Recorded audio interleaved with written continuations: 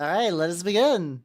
Hello, everybody. Welcome, welcome, welcome. How are all of you nerds doing on this fine Sunday eve? Let me say hello to everybody. Hello, Whiplash. Congratulations on your first. Hello, Theo. Hello, Ars. Hello, Matthew. Hello, Mars. I kind of had like a nice rhyming scheme to it. I enjoyed that very much. I just want you all to know that. Hello, Night Owl. Hello, Nobody. And hello, Steve, and hello, Bort. How you doing?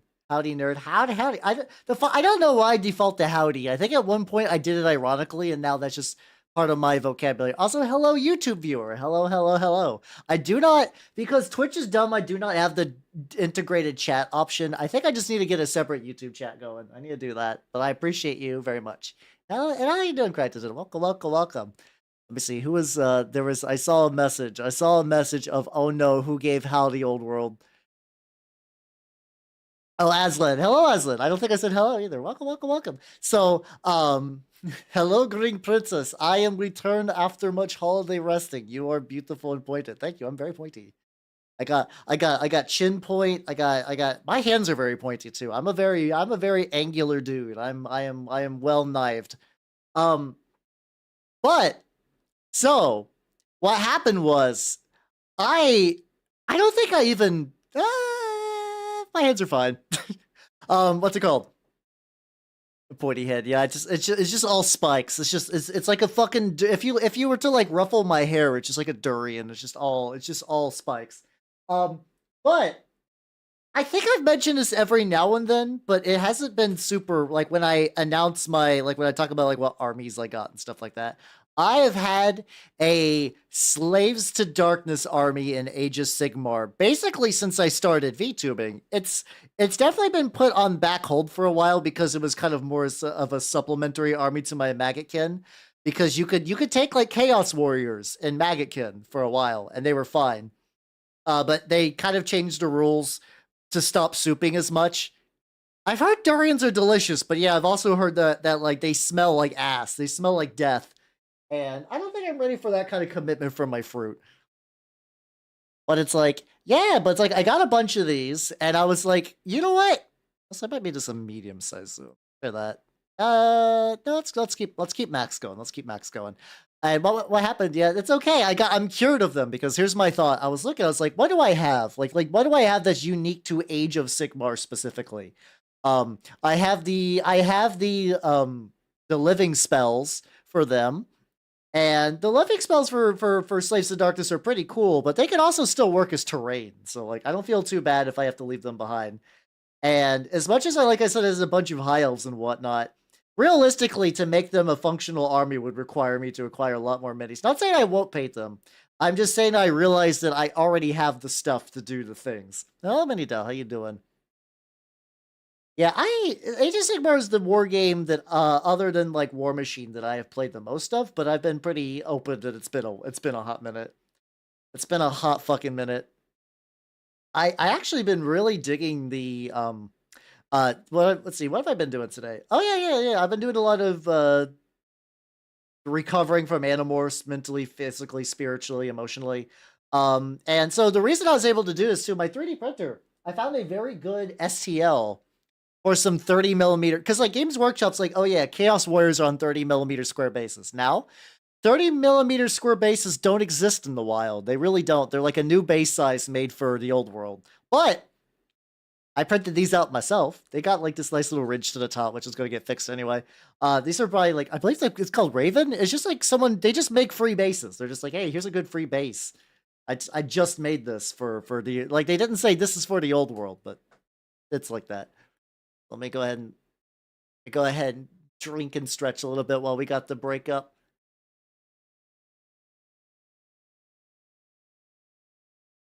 Ah, there we go. Big stretchy, big stretchy, big stretchy. How about movement trays? Here I'll begin answering stuff because of a Carnosaur. Friendship ended with Bort. Carnosaur is my new enemy. So, technically, the thing is like because the base size for Chaos Wars were 32 millimeter, a base conversion wouldn't really work, and I'm okay with that. So Basically, it's not necessarily that 25 millimeter is the standard. It's that 25 millimeter is the minimum. So, like for my high elves, 25 millimeter will fit most of them. Chaos warriors are big boys though, so they're like, oh yeah, you are going to need 30 millimeter bases at minimum for them. So it's like, oh okay. And where can you buy official ones? Well, the Games Workshop store is like, hey, you can buy the 30 millimeter bases. It's like $50 for like a 50 pack, and that's ridiculous. That's ludicrous. That is like Games Workshop likes to do like some of those, like you could argue a lot of the Games Workshop stuff is overpriced, and I would agree with you on that. But like that is the bold face, like not viable at all. Come on. Come on. There's people on eBay for like 32 millimeter round bases that will give you 100 for $10. You are insane. Games Workshop, you are Looney Tunes. I don't know how big the petri dishes are. I'm sure somebody's done some conversion of that. Drills dudes. Oh yeah, I don't have any. I don't have any Marauders. Because like I love the default Chaos Knight. They're very good. They got the nice helmets. They got the good armor. Okay, that's too big then. I actually don't think anything uses 35 millimeter rounds, but I could be wrong though. Yeah, the current Marauder. The funny thing initially, when I was going to run them, I was going to convert some Poxwalkers to be Chaos Marauders, because I actually, for some reason, when my store was selling a bunch of used models, somebody just came in and just had an entire like bag straight up of like Chaos Marauder hand axes and heads. And the heads are fine, and the hand axes are fine. It's their faces that look god awful. If you, by the way, if you have not looked at Chaos Marauders, like the ones they are still selling, they're awful. They're so bad. They're so, I need to let me get a little bit of paint on here. We're gonna just kind of metalize them. I don't have just have three. I have five, but the two others need a little bit of TLC before they even get to this point. I need to show everybody what the current, like, the Marauders they want to sell you look like, because they've been trash for years. They're real bad. All right, let me see. Oh, hey, how you doing? How you doing? I am complaining about models that Games Workshop is still selling. All right, excellent. I got a picture of them. God, they're like, so like, there's a certain like, I can understand a nostalgic whimsy when you look at an old model and be like, ah, yes, Soul. Ah, Soul. I recognize Soul. But then, like, I need you to look at these. I need you to look at these fucking roided munchkins. They got tumors for arms. Um, some of the faces are fine, but like, look at them. Like, look at the fucking, like, look at the. Oh, Astro, how you doing? Like, look at these. Oh yeah, everybody. I know it's storming really bad in a lot of places, so definitely take it easy. Ah, Velen, welcome. Velen. Yeah, you're cute. You're cute. Shut up. I'm kidding. How you doing? How you doing? And hello, Chieftain. Welcome. Like, I can appreciate a good mustache model, but yeah, no, these are very bad. And I was originally like, hey, I want to convert some of these, but then like when I stopped sort of really focusing on my Slaves to Darkness dudes, I was like, I don't really need to. But now that I'm kind of back here, now that I'm back in the shit, I might actually need to get that project again. I also have like a unit of converted Poxwalkers. I also have Marauder Horsemen. I just straight up have the horses, I have the weapons. I have everything but the Marauder bodies that ride on top of the horses. It's the weirdest collection of odds and ends. Hello, Fox. How you doing? Welcome. Yeah, there's a decent amount of mustaches even still in 40k. Also, to talk about chunky horse heresy armor, I agree. I love me some chunky armor. I do love me some chunky armor very much. Moist, how you doing? How you doing?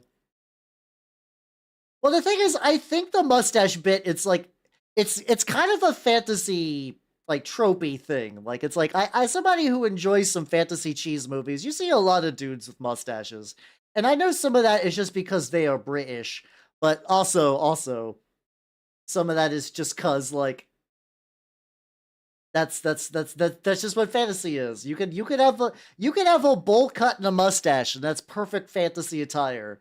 Like nobody will judge you if you have a bowl cut and a mustache in a fantasy world. Especially if you get like one of those like big twisty ones, like the kind you could like wrap around your fingers. You can get that. You can get that, and only God can judge you with that. It's gone all rusty from exposure. It's hey, am I falling to chaos? Hey, yeah, I don't know. I do like a lot of the Horus Heresy looks for a lot of armies. Like it's a good looking. I can see why people get like invested in like the rivet counting aspect of it. You're like, I love all these armors, and I want to make sure that anything I do is incredibly hyper accurate to that. Look at this guy. Look at this guy. Just like one metal coat, and he's already starting to be a very, very spicy special boy. Like, yeah, so the funny thing is, like, I have, I'll talk of it. Welcome. I have, some of the Chaos Knights from the, uh, a long time ago, there was, like, a Slaves to Darkness battle box that was, like, the only way you could get new sculpts for Chaos Knights and Chaos Warriors. And I still have those. And I was like, how you doing? How you doing? Yeah, I don't think Free Guild has as many mustaches anymore as you would like. It's tragic, even. I'm doing pretty good, sis. Like, I am what's it called? I have reached into my closet and I have revived. I've not revived. I mean, these guys were like basically like primed. They were primed gray and they were just sitting. And like, I don't think I really do gray base anymore, except for something that's bright. Now I'm pretty much exclusively a black primer. I'm not gonna say I've seen the light. I think it just kind of aligns to my painting style in circa 2024 because my painting style has definitely improved. The Helmet Silencers are good to. Yeah, it's the whole back and forth because I know that like the Phobos armor like infiltrator guys are definitely way too tactical for my taste. I'm not a big fan of them look. I do like it when they do look more like knights. I do like it when they look like knights. Yeah, yeah, exactly. You gotta have a mighty mustache for chaos. That's how they get you. When you grow your mustache too perfectly, Slanesh claims you. They're like, the excessive mustache care. Your soul is mine now. I'm pretty sure that's lore. I'm pretty sure that's lore accurate. But yeah, it's kind of nice though. Like I said, I can print bases for all these guys. I don't because like it's not that I'm like I hate the old world, but I was kind of like I don't want to like the old world came at a really bad time for me just because like I'm gonna be traveling next week, so I can't buy a bunch of shit before I do that. And I think eventually I will probably get like the books and stuff like that. Are those disposable? These gloves are not disposable. These gloves are. I reuse mine a lot because they don't really get that dirty. And I was kind of raised to make things last. So I know they're disposable nitrile gloves, but I can still get like a couple of uses out of them before I have to pitch them. Which that might just be like a bad habit of mine, but it does mean that I go through less gloves on the regular, so that's not too bad. That's all Shady Mew. How you doing? Welcome. How you doing? How you doing? The 8-pointed mustache. That I just oh, that would be glorious. I hope somebody out there has done a chaos mustache like that because that feels like it needs to be a thing. Needs to be a thing. Oh yeah, no, I 100%. Like I said, I reuse these quite a bit. I reuse this quite a bit. And eventually, like when they rip, they get glue, or I'm like, I've used this one for too long. I will throw them into the trash, and I will grab some new ones. There you go. Let's get a little bit on there. This is gonna be a lot of just like funky. Like oh no, that's horse meat. There we go. Excellent. This is not a metal mini actually. This is an older plastic. Do I? Oh, it's like I can show you what the newer ones look like, which I probably will also be doing the same thing. So Matt, your cat. Oh no, did the cat knock down something? Well, hopefully, if the cat caused any damages, it was not too major. I don't like to have dyed blood. No, that's valid. Yeah, that's understandable. Yeah, I mean, these ones. The benefit of having small hands is that I fit in the gloves very well, actually. Yeah, hold on. Let me show you. Let me show you some other.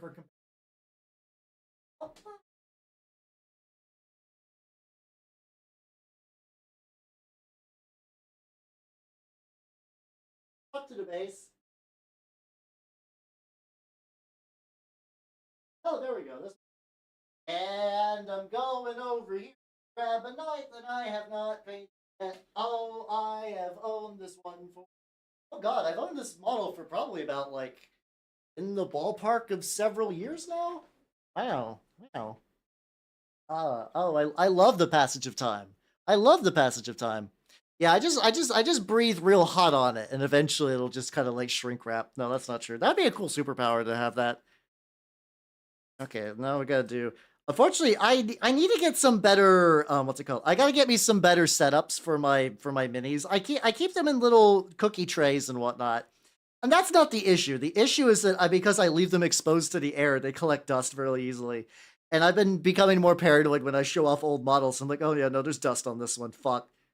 All right. So here's a lad. Oh god, I dropped the pen. Ah. Okay, there we go. Oh, Lemon, how you doing? I'm showing off some older models. This medium fits my palms. Ah, there that. Oh, so that's gotta be weird because it's not like, I mean, hands are made a different way. So yeah, look at. Okay, this guy's also gonna give him a little brush off. I swear models are coming on screen. I hang in there, everybody. There we go. So this guy was a model I painted. I want to say 2019. Like I think I painted this guy before I became a VTuber. And if it wasn't before, it was like really, really early into that. So yeah, I have, like I said, I have 20 of these. The rest of them have halberds. So I have the rare metal arm variant halberds. So I am pre-tuber Hal, yeah. So like I said, I printed out a bunch of these bases. I'm gonna rebase these. Yeah, I think if I give them an oil wash, it'll kind of help like unite them with the rest of my current army look. And then compared to these knights, halberd, yeah, there we go. Also, oh, fantastic. Welcome, welcome, welcome. The bread is here and all is near. Fuck yeah. And how you doing, Lord Master? Welcome, welcome, welcome. Am I ready for it? I am not prepared for anything. This Saturday, I am going to be in MagFest, so I will not be around for any big Warhammer announcements. But yeah, these are the ones that were done in the what's it called? What's it called? This is the Slaves of Darkness box. So I like these. These are really nice. These are really good updated sculpts for what are effectively the same thing. I have to double check to see if they have like a loose Stormcast head. I think these ones are in the clear, but every now and then you have to look for a random one. Oh, they are gorgeous as fuck. They are very gorgeous. But hey, I have a couple of these ones. Many explode. Ooh, oh god. Okay, that's very unfortunate, Muse. I'm sure your cat is very sorry. No, I think over design is a pretty common complaint for a lot of Games Workshop models, so I don't think you're even in the wrong. Will they? So yeah, so the base sizes for the knights have also been incremented to 30 millimeter by 60 millimeter. Yeah, I like cats, but I own too many minis to keep cats, so I just do not have cats these days. Let's see. Sounds like cake. Let's see. Brett knows where it's at. Oh, you're doing advanced high level bread logic. Well, how you doing, friend? How you doing? I also got the dupe. The funny thing, when I got this guy, this is still during my arc of like I like to buy models used, and when I bought him used, he did not have a weapon, so I had to adapt, overcome, and improvise. Where so I gave him just like a scythe. I just gave him one of the Blight King scythes, and I was like, this will be fine. This will be fine.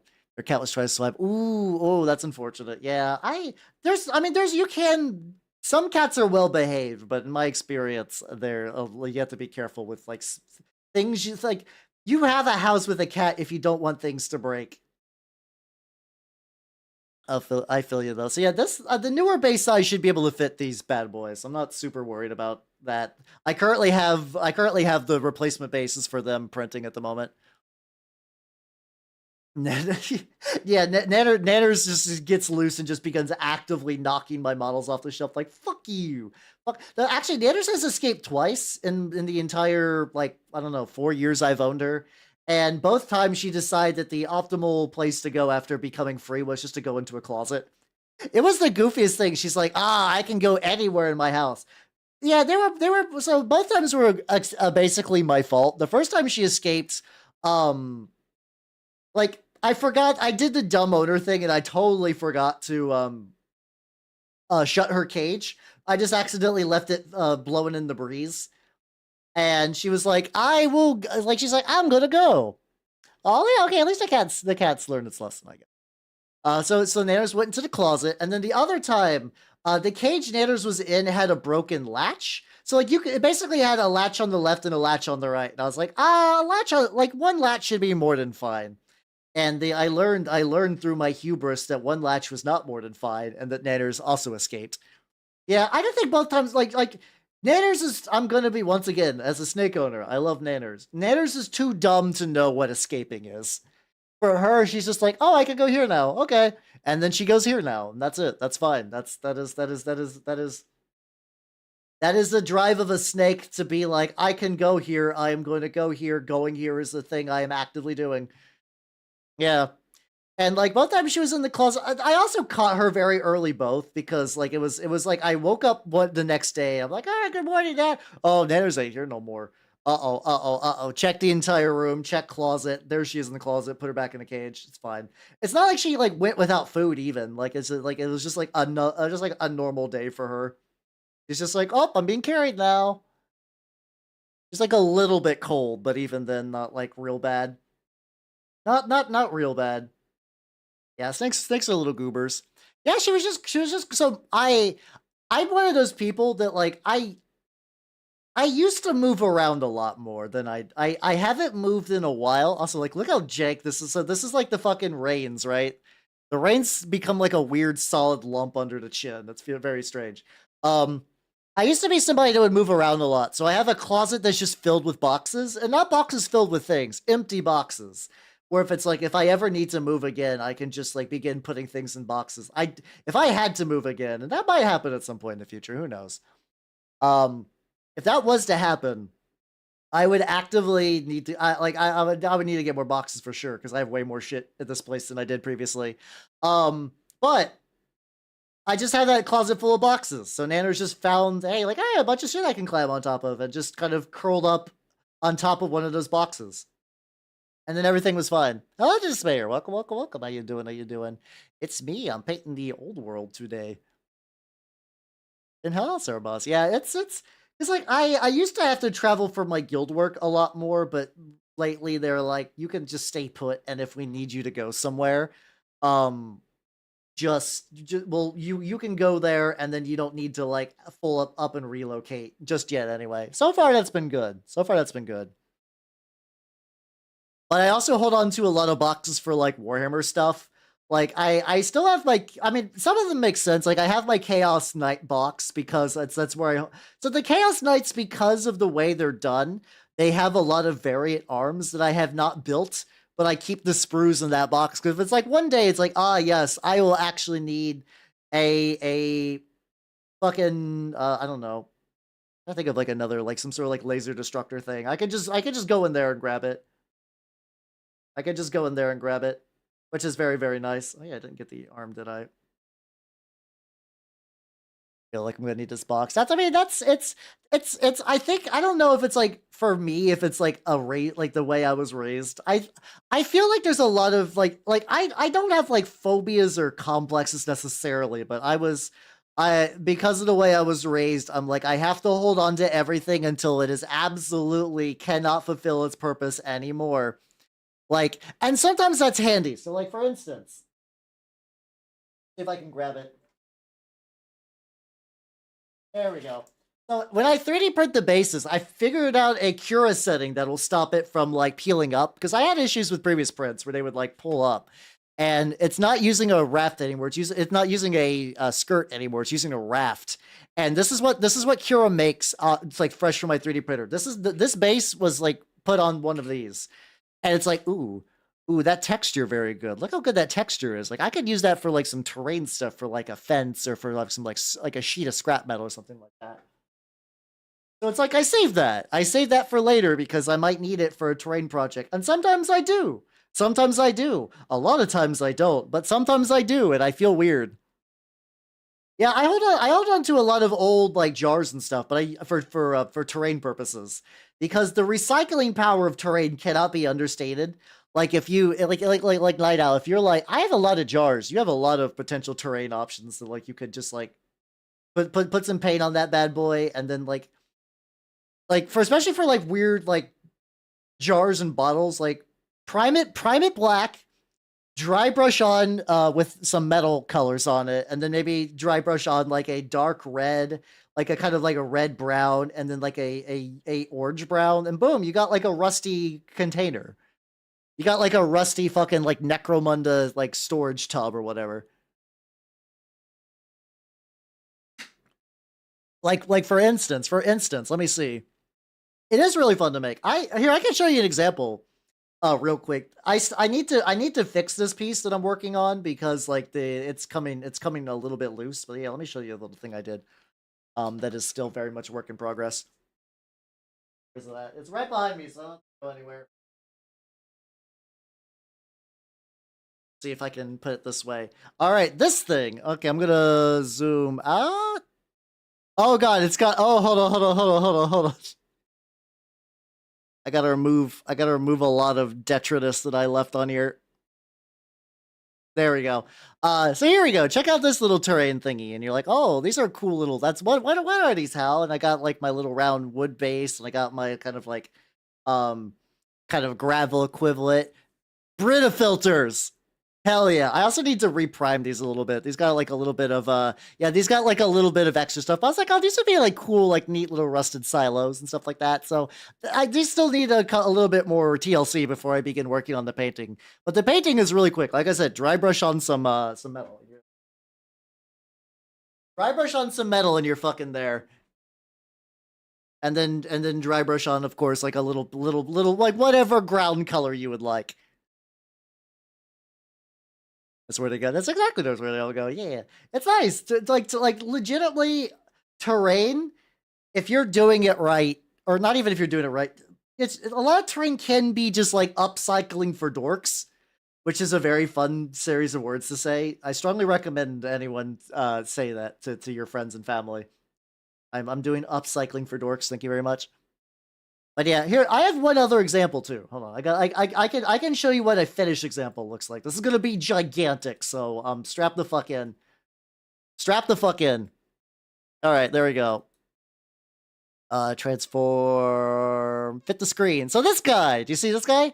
He is currently he's a bestiara model I did. I think I worked on stream a little bit, maybe like a week or two ago. That back. Those are the bottoms of like spooky Halloween decoration trees that I cut off, and I primed them black. Did a dry brush of a metal color, and then I stippled on some like rusty reds and some rusty oranges, and then I glued them to a little base. There we go. I'll put him in the corner. That's fine. It's nice. Terrain is super fun. If you guys ever like, I would like to paint something, but painting feels stressful right now. Like you're like, I don't know, you're hyper working on something, or you're like, this doesn't. I feel like I want to do something, but I'm just not in the mood. Terrain is very, very good for that too. Oh yeah, exactly. BattleTech is good for that too, for like itty bitty stuff. Hell yeah. Like my husband's Halloween costume is sewing machine. You probably could. Like, just kind of imagine what it would look like if you kind of just like, you could just take some models and put it next to it. Just like, does this look good? Does this look good at a model scale? Stays in your house, but you forget to lock the door. You find him in the closet. I mean, it's sometimes it's nice in there, you know. It's just you just gotta like root around for. I would just be in someone's closet, like, hey, you could turn this into terrain. Hey, in the shoebox, I found some metal odds and ends. I don't know why you have this. Anyway, you should make this into like a cool terrain thing. You should make this into a cool terrain thing. So yeah. It's terrain's fun. I will say terrain is very fun. Yeah, I mean it's in my blood to hide in unexpected places and to pop up and say hello. Hello, that's a nice bunch of meat you're carrying with you. I'm gonna eat you now. Yeah, you know, just typical mimic behavior. I don't do that. But as there's a very mimicky thing to do. If we're going by maybe accurate stereotype. I do have a my bits boxes. How big is my bits box these days?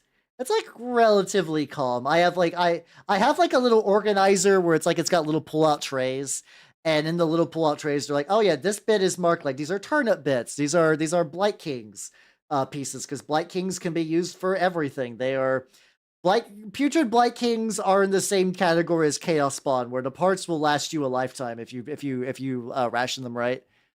Yeah, just gonna mimic. As an anime grill, yes, as a fellow anime grill. PCs is a were mimic. Hello, Draco. Welcome, welcome, welcome. Yeah, I've seen a couple. The idea of like were mimics or like mimics in the shape of people, I've definitely seen around for a while. And I was like, oh, that's cool. And I found out I was one, so I was like, oh yeah, that explains why I thought it was cool. I guess. Sometimes I look at my behavior and I'm like, oh, yeah, I guess that makes sense why I like a thing. Like, well, I like fucked up body horror shit. Me? Oh, no way. Hello, Blanc. How you doing? Welcome, welcome, welcome. How you doing? How you doing? I need to do some more YouTube shorts and stuff like that. Nothing major, but like I got me a rechargeable battery pack recently, and so I got like a little model rotator, right? And the thing is, it's a USB powered one, but it doesn't, and it comes with a spot to put in batteries, but it takes like a weird custom battery type that I don't have. But I can plug one of those rechargeable battery packs into. Oh god, hold on, I got hiccups. Shut them up there.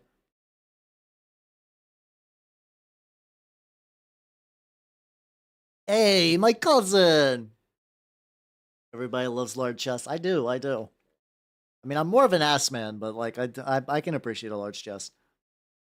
So I'm still very much at a camp where we're like flat with big butt is where it's at. That's the secret combo.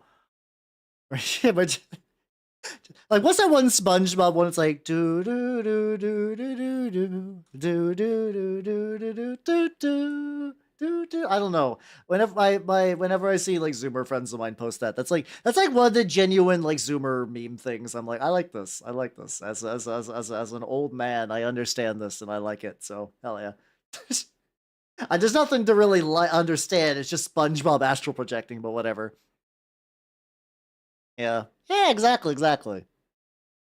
I am surrounded by gentlemen, gentlewomen, and scholars, respectively. Hell yeah. Nice. But yeah, that kind of stuff is really annoying. But luckily with this new thing, I can start doing like model rotation now, which is kind of cool. I did that with some like with my plague marines, and I was like, yeah, there we go. No, I was at. So the weird thing is, SpongeBob became a cultural touchstone when I was in high school. But I lived in an area that we didn't really have we didn't have like good cable for a while, and I used to be, which is funny considering how much I sleep in, and I need to be like, I have to become a wage slave, or else my sleep hours become fucking awful.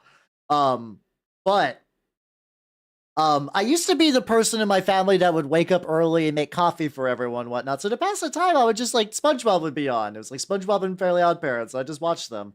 But like, I don't have like, because I have shit memory, I don't have like photo recollection of every SpongeBob episode.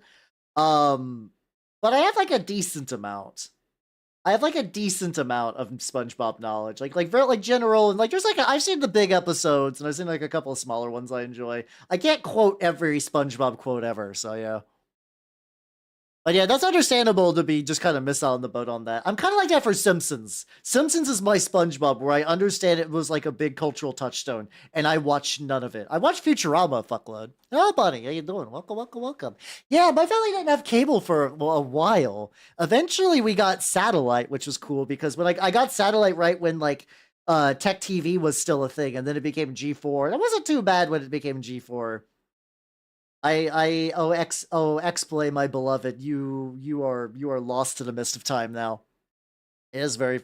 I'm actually very blessed. And it's very warm where I'm at. I can go outside in a t-shirt. I don't think it's gonna be like that for long, so I'm just holding on to this for at least a little bit. It's a little bit of time. But I'm also going to be going up to DC soon, so then it's going to be cold there. I know I'm going to freeze my tits off. I am a SpongeBob casual. I am. Well, the thing is, even for things I love, I'm really bad at quoting. Like my memory is so shit that's like I remember liking things, and I remember like big arcs, and I remember like some minutia, but I can never quote. Like and if it's a Japanese thing, like a show, like anime or whatever, I can't remember names. It's very hard for me to remember names. Which sucks. I hate it. I wish I did, because I feel like I'm like, oh, I want to recommend people shows, and then I look like a fool because I could not tell you a character's name. Yeah, I also totally missed out on Phineas and Ferb. That show is alien to me. I don't think it's anything that's like incomprehensible, but I have no idea. I have no connection to it whatsoever. Terrible nerd. I listen, it's just because I the way my brain stores information, which is A, very poorly, and B, I focus on like I definitely index things a lot where it's like I know how to find things that I like and I know things that I like, but like I have a really good I I don't think it's dyslexia. Like I have no trouble reading and anything like that, but I could be wrong. I think it's a combination of just not having a good memory and having poor sleep habits just means that I just don't have a very good long-term recollection. I think it's probably more likely some combination of that than any true. Like, I could go to the doctor someday, and they're like, "Well, I guess I can't go to the doctor because they'll be like, oh shit, you're a monster,' and they'll kill me with fire." But in theory, I bet if I was to go to like a doctor-like individual, they'd be like, "Yo, no, shit's fucked." See, I can do. See, I grew up watching Rocco, but I was definitely like I was at that stage where it's like I enjoyed Rocco, but I definitely didn't get like the innuendos and stuff. Like I bet watching Rocco now would be a very fun experience. Also, Saltier, thank you for the follow. Welcome to the workshop. Welcome, welcome, welcome. I don't want to eat the doctor's hands though. That's the doctor needs those to cure people. I don't. I want to be nice. I want to be nice. How you doing, Saltier? Though? Welcome, welcome, welcome. Miss Old World. I mean, those are good ones too. I think like my most pivotal, like in terms of cartoons, the ones that the thing is the one that I vibe with the most, and that it just never took off in the pop culture zeitgeist was the Grim Adventures of Billy and Mandy. Which maybe it's because it's a fucking cartoon for goths, and I don't think goths are really quite as like wild and free as they used to be. But like, goddamn, I love Billy and Mandy so much. That was a banging show. That was a banging show. Yeah, it had a good aesthetic. It had good characters. I like. It also introduced me to Voltaire, the musician, who is a very fun musician, also kind of whimsical and gothy.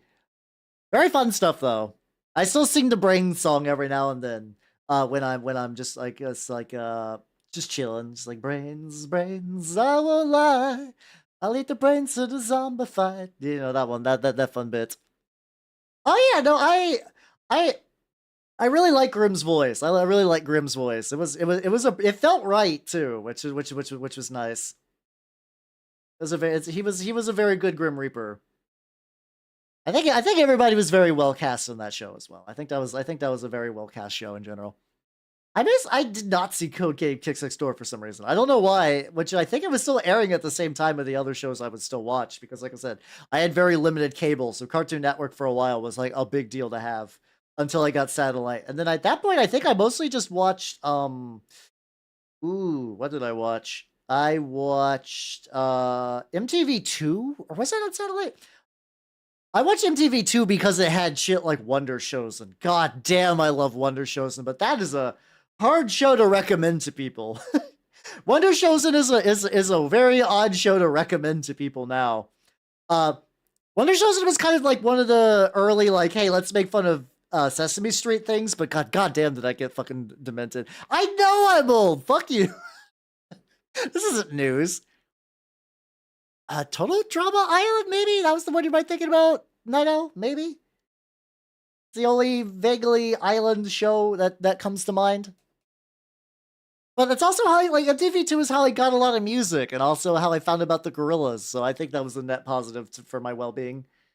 All right, we gotta get some chains now. Let's get some chains on these boys before we figure out what else I gotta do. Probably gotta get some like copper and whatnot.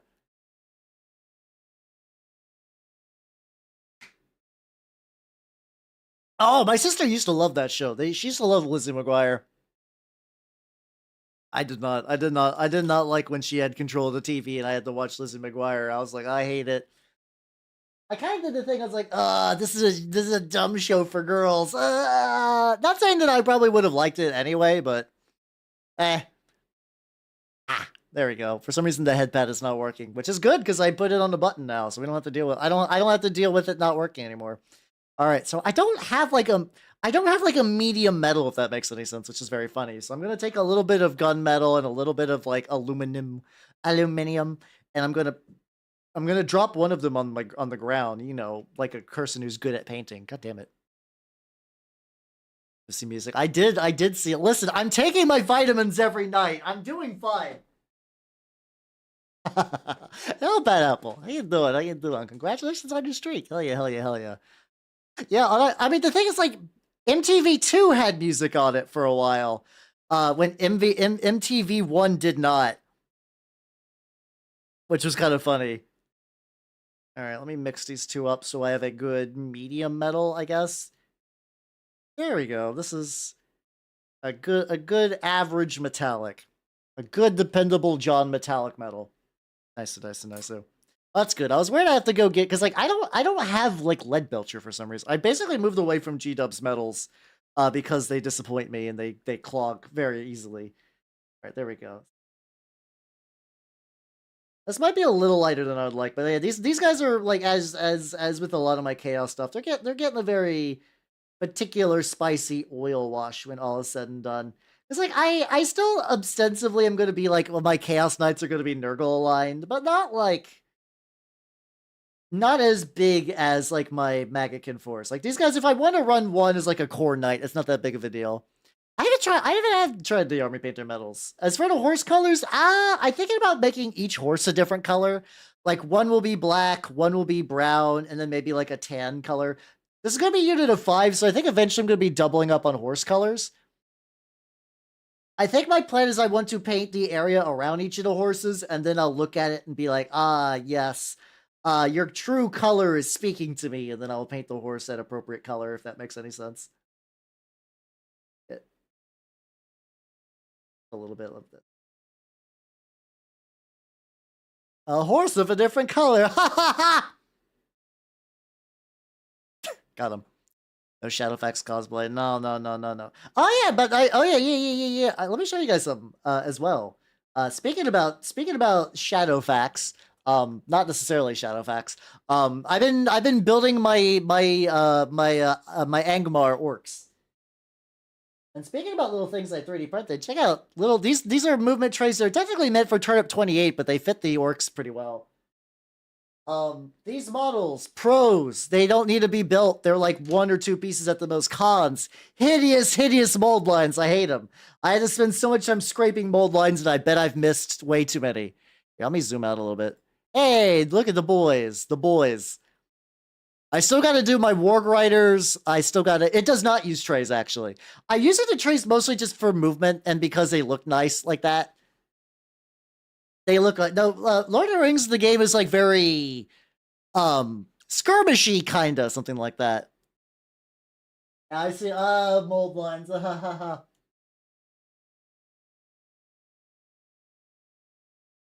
But yeah, no, that's just to keep them organized and pretty looking. I think they look nice when you put them up like that, but the actual game itself does not use those. Which one of these was I starting to... This one. There we go.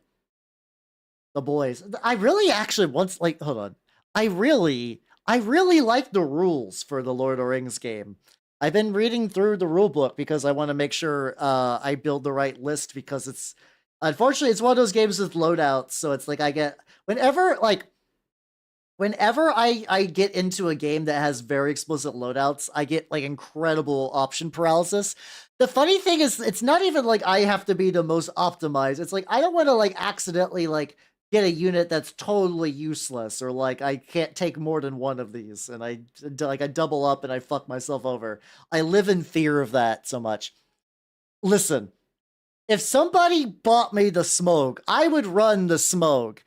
It is... How much is he going for these days? Like on the Games Workshop store. I think I did ask Squids if he could order one for me if I really wanted it. That's assuming Games Workshop even has one in store. Let me see.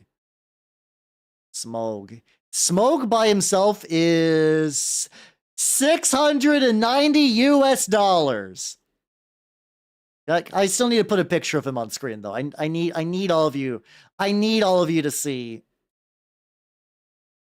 Is my money set to Australian? There's no way it should be cheaper in Australian. There's no way.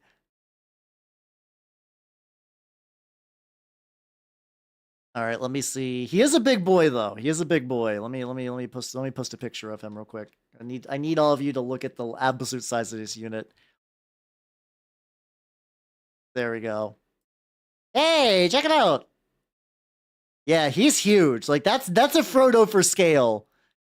It's a beautiful model. It is an absolutely gorgeous model, but it's for me it's in like the same ballpark as what's it called?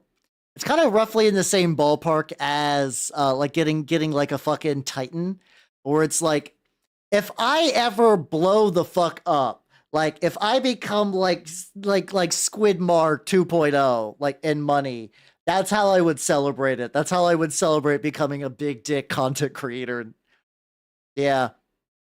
Well, the thing is, like, it is very explicitly like this is a very big, fancy, expensive resin showpiece. Like, do you need Smoke to play the Lord of the Middle Earth strategy battle game? No, no, you do not. If you want to play that game super cheap, what you can do, and I've been doing research, you can run the Fellowship of the Ring in that game.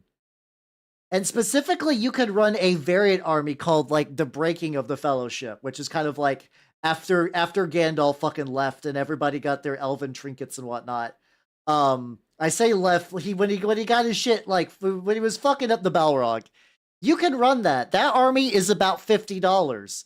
It's not great because it has a very low model count, but it is a competent army that you could run for $50. He died. He came back. I consider left because he returned. There we go. Yeah, no, it's a big fucking model. It's a very nice model too, but yeah, it's definitely like, oh, I need extra sleep. Welcome, welcome, welcome. The thing is, the D&D minis almost exclusively are shit. I'm gonna be honest. Unless Wizards of the Coast has supremely upped the model quality, a lot of those are incredibly garbage, incredibly garbage, cheap plastic. I would not consider those to be like comparable. Now, is Smoke ludicrously expensive? I agree with you. I 100% agree with you. The D&D minis are garbage, and I say that as somebody who used to buy D&D minis back in the day. I don't think they got better. I mean, yeah, okay, fair point. Yes, Jesus. Okay, Gandalf. Okay, so that was during the time when Gandalf died. Yes, there we go. Okay, I have seen your line of reasoning, and I will concede that it makes more sense. I will totally do that. Also, Dad, you're a bot and you're going to explode. Goodbye. There we go. Wow, a weird account that was made in November. What are the odds? Yeah, no, a lot of stuff like that. No apology to Gandalf. I'm sure Gandalf does not need apologies. He's doing great. He's living his best life. Not the most. So they do have resin ones. Okay, so maybe the quality's different now. So I could be wrong. I will say, like, okay, so yeah. Okay, in that case, maybe I'm like, I'll have to take a look at that. I have not looked at the. I occasionally go and look at my store and I see there's some like unprinted, like not pre-printed, unpainted, like gray 2D render kind of looking D&D models. But I'm like, I am not in the target audience for this, so I will not buy this.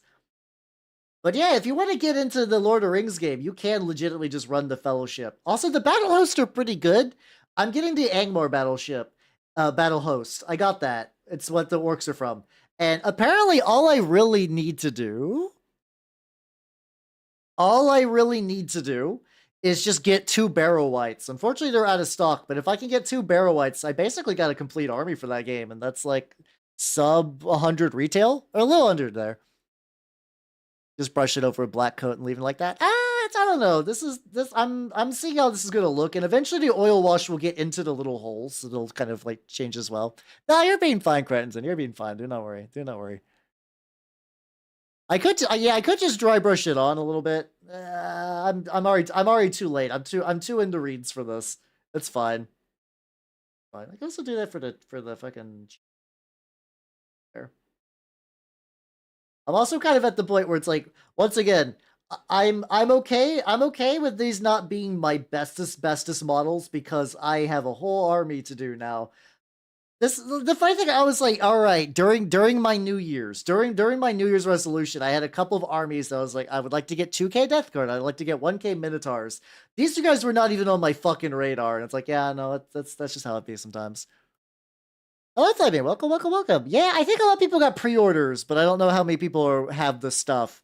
I know there was like a thing where like some Warhammer influencers got the models early, and it made people pissed because they're like, the Bretts have been out of stock basically since day one, and there's people who are getting them for free, which I can understand being a customer and being upset by that. I do want to get the rulebook one of these days.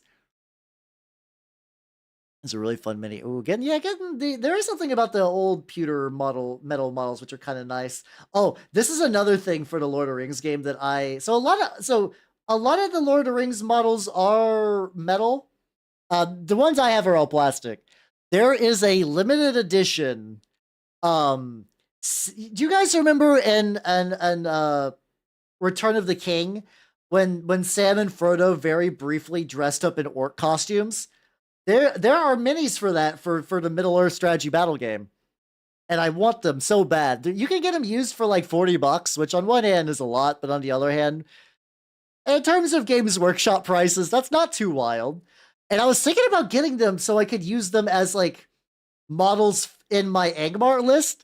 Just be like, yeah, no, there's the captain, there's the banner holder. Yeah, I know, right? Only $40. What a steal! It's, I mean, it's like when you adjust for stuff like that. Yeah, I think you can get on eBay for that under unpainted metal. But yeah, well, legitimately, if your husband's in the Lord of the Rings, that might not be bad. No, I will 100% believe that Games Workshop is like the money value is broken my brain.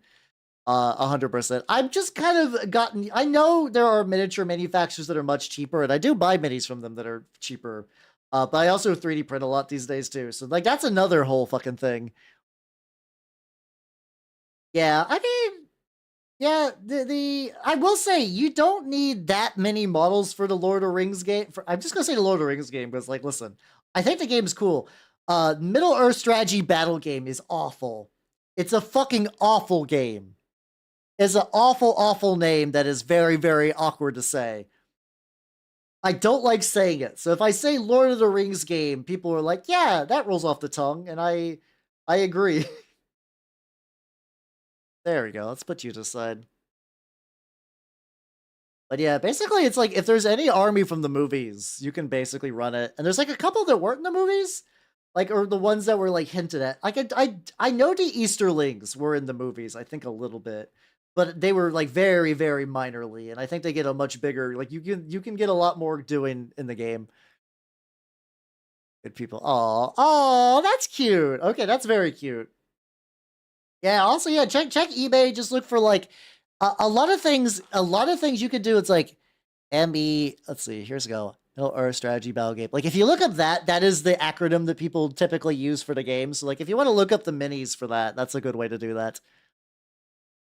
Oh yeah, you can. Apparently, the Bjornings are very good. Like I think they're a very good army. Because I was looking up lists, I ended up looking at like some tournament lists from Australia. One guy got third place in a gigantic Australian tournament. Was straight up. Not only is there a Lake Town army, there's a Lake Town army prior to getting their shit wrecked, and then a Lake Town survivors army. There's two. There's two Lake Town variants. I think it's mostly because the fucking the Hobbit movie had a less armies for like an army game, so they had to kind of stretch some shit out a little bit. I think that's probably what's going on with that, if I had to guess. Which is a few months. Oh yeah, you got plenty of time then. I would actually say that like if you would like to just like play some games with your husband, I think you could like try looking into the battle host. I'm gonna show Squids. I'm gonna show Squids real quick just cause like hey, discount and kickbacks. But like you can get the battle host for like $90 retail and you get quite a bit of stuff. Like the Angmar one, which is labeled Mordor, but it builds an Angmar list a lot better. Comes with like 24 orcs, 6 orc riders, and a Witch King both on and off a mount for like $90. It's you get a decent amount of stuff for some stuff. Yeah, the Hobbits didn't have a whole lot of armies, so they're definitely stretching on that. There's a lot of like oh, the dwarves prior to reaching I forget the name of the keep that they get at the end of the second movie. But yeah, there's like 2 or 3 variants of like Thor and Oakenshield in the fucking Hobbit version of the game. They are cross compatible too, which is kind of fun. Like if you I don't know, if you want to see Gandalf slap the shit out of Smoke, I guess you could. Minas Morgul, yes, there is a Minas Morgul version of all the dwarfs. Thank you.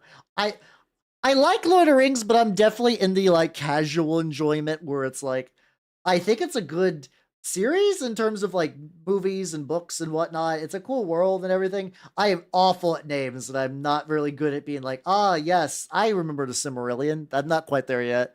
Hello, man. How you doing? Welcome, welcome, welcome. It'll ruin them with bad painting, so what she wants to print hers. I think that's fair. Honestly, though, you might also just want to be like, hey, do not worry, wife. You can just strip paint from minis. It's not too bad. Because like that's a common thing I see for a while. I see a lot of people being like, I would love to get into mini painting, but I'll ruin them forever, and I'm gonna cry and weep. Just be like, hey, no, you can strip paint. It's not a big deal. It's not a big deal.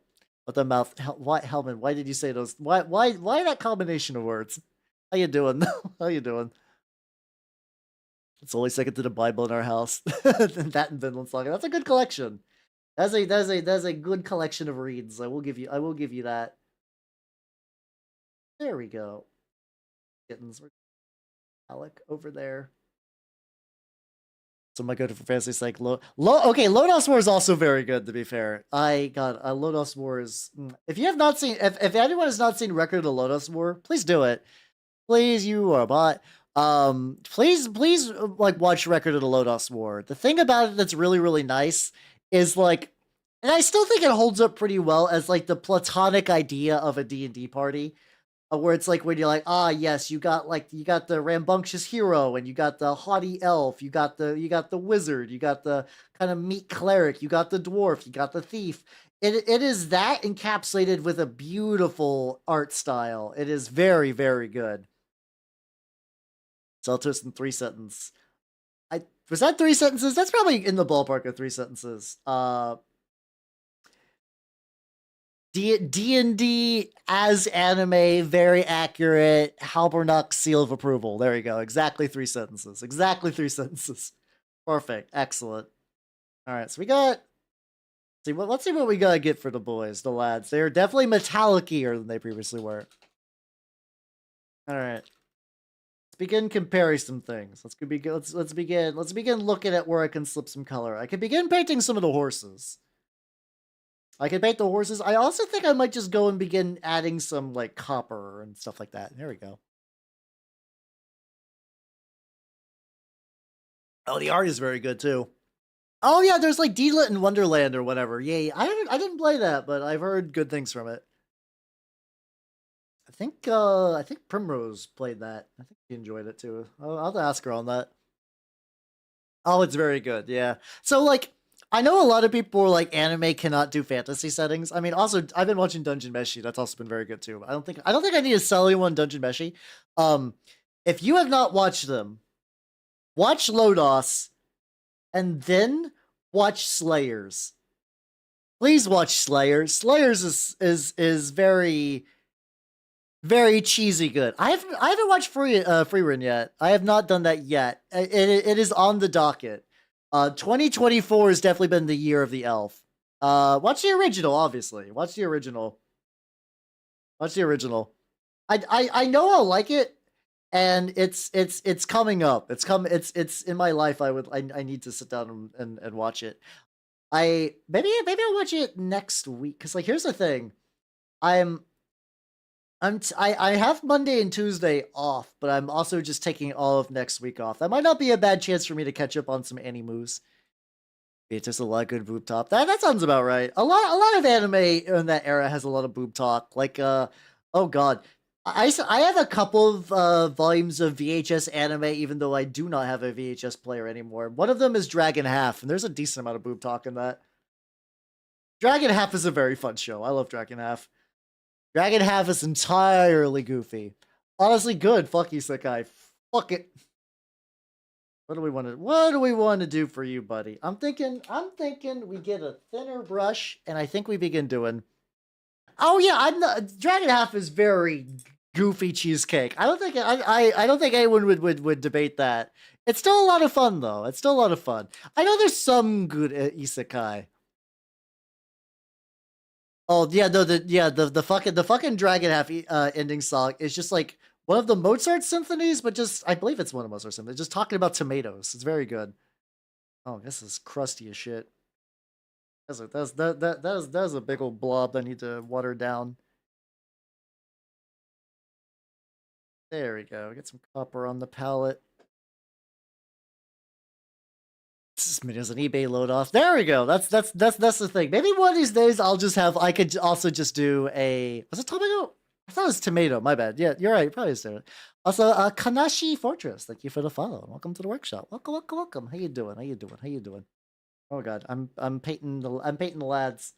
Yeah, I think if I get like a little bit of copper on everything, that would be nice just to get like a color that's brighter.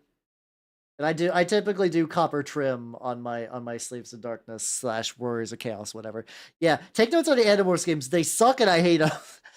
I mean, I will thank them forever because like I said, I so rarely get to complete a game on stream, so getting a twofer yesterday was kind of amazing. Um those games were suffering though. Those games were very bad. And sometimes it's bad. It's sometimes it's good to play a bad game, but that's not gonna be like a super regular occurrence for me. Older Bay Mud. Oh yeah, definitely. I'm definitely gonna be doing like little grime and dirt and stuff like that, but that's way later into that. I think one of you nerds told me that there were Animorphs video games. We were talking about Animorphs and that came up, and I just never considered that there's Animorphs video games. So I was like, oh, these look bad. I kind of want to try them though. You know what? I too blame the glue fumes. Mm-hmm. Mm-hmm. Mm-hmm. Homo, homo, homo. I definitely blame the glue fumes at all times. There we go. But yeah, I knew they were going to be bad. I wanted to see how bad they were. Bad in different ways, and I kind of had fun. I kind of had fun. Guns with Cats. Ooh, those are all pretty good. I cannot remember if I've watched Guns with Cats or not. I know Geobreeders was also so like. I got a couple of episodes of VHS anime from a friend of mine, like a long time ago. Went to a tattoo parlor, and he's like, "Hal, could you be there for me while I get tattooed? Because I think I'm gonna be in immense pain. Um, I'm gonna be in immense pain." And I was like, "Yeah, sure, okay." And the tattoo parlor was like this like weird out of the way place, and I'm gonna need to touch up the trim. That's fine. I'm okay with getting a little bit of sloppy trim on these because I'm definitely gonna go back and like get that later. And they had like dollar anime VHSs, so I picked up Dragon Half because I already watched Dragon Half at that point. That was just a collector's item. Um, because like he never got a tattoo before. This is still in high school, by the way. This is still in high school when he wanted a tattoo, and he kind of had like one of those like moms that would just kind of let him do whatever the fuck he wanted. So that happened.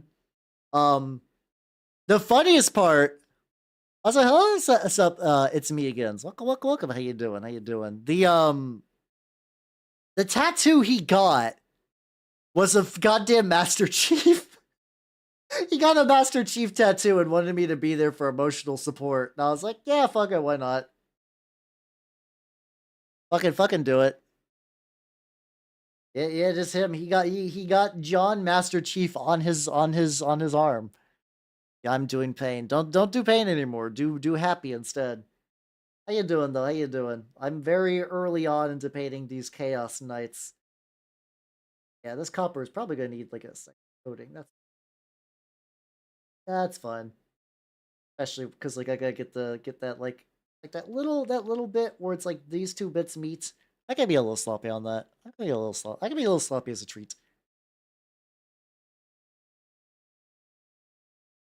There we go. Before I get to that, there we go. So yeah, basically this is kind of like this is more or less the scheme I do for mine. Can't do that, thank you. Well, I'll hope for you a speedy recovery on your pain then. I'll hope for your speedy recovery in the pain. Or is get the most epic motherfucking wool. Ooh, very nice, very nice. I saw a deal on Audible where it was like, hey, would you like to get 4 months of Audible for like $5 a month? And I was like, oh, that'd be a good thing. And I have a couple of Horus Heresy novels already I need to listen to. What I did end up getting with my free credit though, the Eisenhorn. I got the very first Eisenhorn book, Xeno. Xenos? It might be Xenos. I think it's Xenos. I got that because I don't know. I've heard nothing but good things about that over the years. And I feel like it's one of those foundational works I should probably get into. I should probably at least give that a listen to at some point, you know? Freedom on my tablet. Oh, very nice. Yeah, yeah, yeah, yeah. I'm glad I made the right choice. Also, like music? Yes. I would like to continue much music. When you're working. No, that makes sense, yeah. The thing is I listen to a lot of podcasts, especially like in the shower. So it's like I could probably just pivot to audiobooks for a bit and just let my podcast kind of like recharge and build up some like kind of like back material. Gonna paint the Horus Heresy. Oh, what Horus Heresy stuff you painted? I still nominally have a Horus Heresy um Death Guard force that I've barely touched. Once again, I'm definitely like I'm on that kind of like manic project energy where my body is just like, yeah, we're just gonna do shit. How you're gonna like you found out that you could have the old world the old world army. I hate that. I hate the way that's. Would you like a old world army? None of the ways to say it sounds good. Would you like a Warriors to Chaos army, Hal? Because you got that. You just gotta like paint stuff and do that. Short answer, long answer. Short. Go short. Go with short if you can. These are gonna need another layering. That's fine. I've got some broken brain thing. Oh, that's valid. That's valid. The thing is, I've never tried audiobooks in the shower. I do podcasts in the shower because, like, I'm gonna be real. I re-listen to a lot of audiobooks. Like, I re-listen to a lot of podcasts. So, like, sometimes the material I've already heard, so it's just like kind of like a nice soothing background noise while I'm bathing. I think I do like 15, 20 minute showers, maybe. And I have pretty loud speakers, so I can hear it over the water. I like me a reasonably long shower. Hello, Kagaso! Welcome, welcome, welcome. Also 30 fucking months. Let's go. Hell yeah, hell yeah, hell yeah. How you doing? How you doing? Yeah, that's okay. Only 68 more to go, and you'll get the funny number. Excellent, excellent, excellent. Nice, nice, nice. But yeah, that's understandable. You saw the hot water. Ah, that's fair. That's fair. Luckily, I rinsed, and maybe about 2 years ago, my water heater exploded. So like, I woke up one day and I'm like, oh, there's water coming out of where the water heater's at. That's not good. And I checked on it, and I was like, I could not tell what was wrong with it, but I was like, hey, landlord guy, water heater no good. And he's like, oh, whoever installed this installed it like shit. Yeah, this is real bad. I guess he must have gotten the house recently ish too, or something like that. And then he just put in a whole new brand new water heater in there, and I'm like, fuck yeah, let's go. You have one. You have one. You have 1 point. That's fine. Every like, custom warband. Ooh, that sounds pretty. That sounds pretty legit. Hell yeah, hell yeah, hell yeah. That's okay. Everybody who has a noise started with one. You'll get there, I believe. Jim's pipe. Oh god, water troubles fucking suck. Prior to working at the guild, I worked in a place where like we went home for Christmas, and in January what happened is that a pipe froze and then burst and flooded the entire office. And that was an interesting series of days. You picked the right answer. And I don't mean us to be mean, but like I kind of felt like it was going to be a long answer, especially because like Horus Heresy is definitely like if you're making something for that, you know like if you're deep enough to want to do that for Horus Heresy, you're definitely somebody who is a pretty advanced Warhammer person, so you're going to have the lore for it. Noise. Noise. Hell yeah. Hell yeah. I don't know how you people. It's some people are just born places. Like on one hand, I feel bad when it's like, I mean, when people are like, "Oh, California's on fire again. Why don't you move?" It's like it's kind of expensive to move from the place you're born at. It really is. It's Horse Heresy is very funny because it's like Warhammer historicals, where it's like, yes, it's about like recreating recreating specific battles and having really lore accurate armies and like being real particular about the details of your minis and stuff like that, which to some people can be a totally impenetrable, but I'm glad that something like that exists. I also, there at one point there was a unironic like Warhammer historical line where it was like straight up, this is a line where you use the Warhammer system to play like Napoleonics. I don't remember when that died, but I think it's been a while. Sort of, it caught fire a few years ago. Oh, it happens a lot. Yeah, Australia gets kind of bad for that. Yeah, it sucks. Like sometimes you're just born in a place where you're like, oh, the environment wants to kill me. However, it's very expensive to leave, so I will not be leaving anytime soon. Like, oh, not great, not great. I understand. I understand the pain. The only reason I've kind of like moved past the area I was raised at was just kind of a various set of life circumstances that are not applicable to everyone. So I try to be empathetic, like even as much as I'll be like horror the French, horror the British. I understand. You just kind of bored people places. Oh, you're not allowed to breathe the air. Oh God, yeah. It's a lot of places catch fire these days. That's not ideal. Not ideal, I say, in the most non-committal voice. That seems pretty bad. You know, being on fire seems pretty bad. Don't recommend it. Yeah. This is why I also painted the metal first, because I'm definitely gonna have to be like go back and like retouch up the areas around the trim. Because god damn it. Like, why did I stop painting my Warriors of Chaos? Oh yeah. Oh yeah, that's why I stopped painting this. It's Trim City. It'll be fine though. It'll be fine. These models overall aren't like, especially this era of Chaos Knight, like compared to like if we go back to the other one being like quote unquote over designed, and like what do we got? We got more trim, we got more shield. Yeah, there's definitely more stuff on it. Horse got more details and things. The body is definitely where you see the like, yes, there's definitely a lot more going on. There's definitely a lot more going on in the body. To be fair, this guy's the captain or whatever, but like, yeah, I get it. Understandable.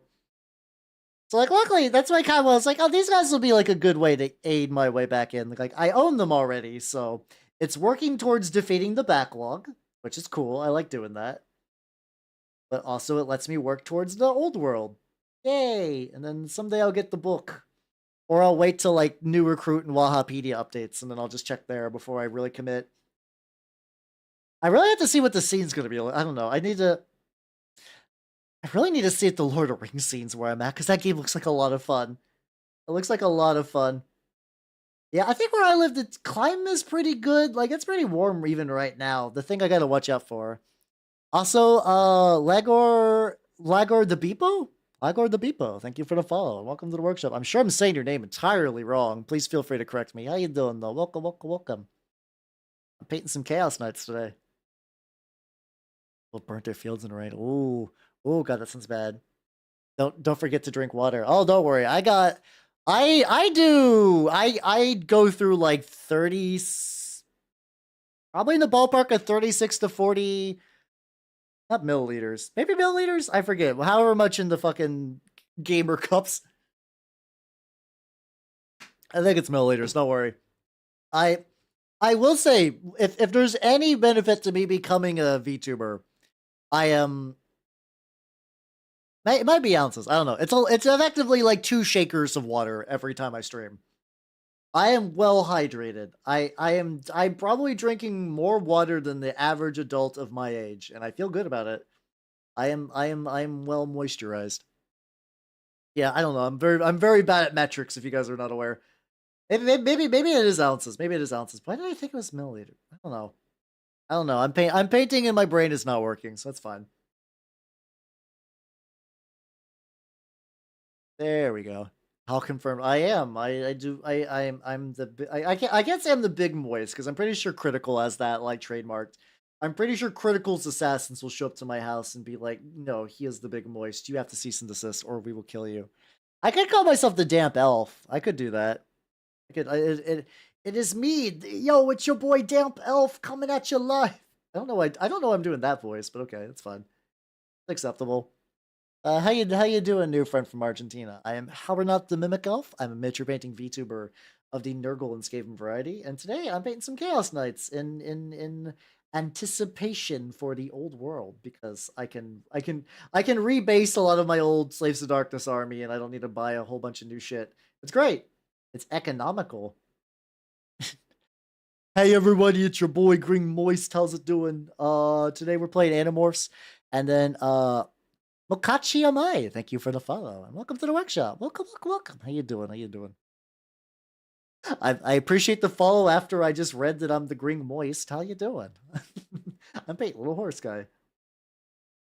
There we go. I do. This show does look a lot better once you can start getting some detail. I also get like, I don't, I don't know what color I want to do for the face of this. Like maybe copper teeth would be good. Maybe like a little bit of copper on the teeth. It might be like a good start to this. How you doing, Aaron? Welcome, welcome, welcome. How you doing? How you doing?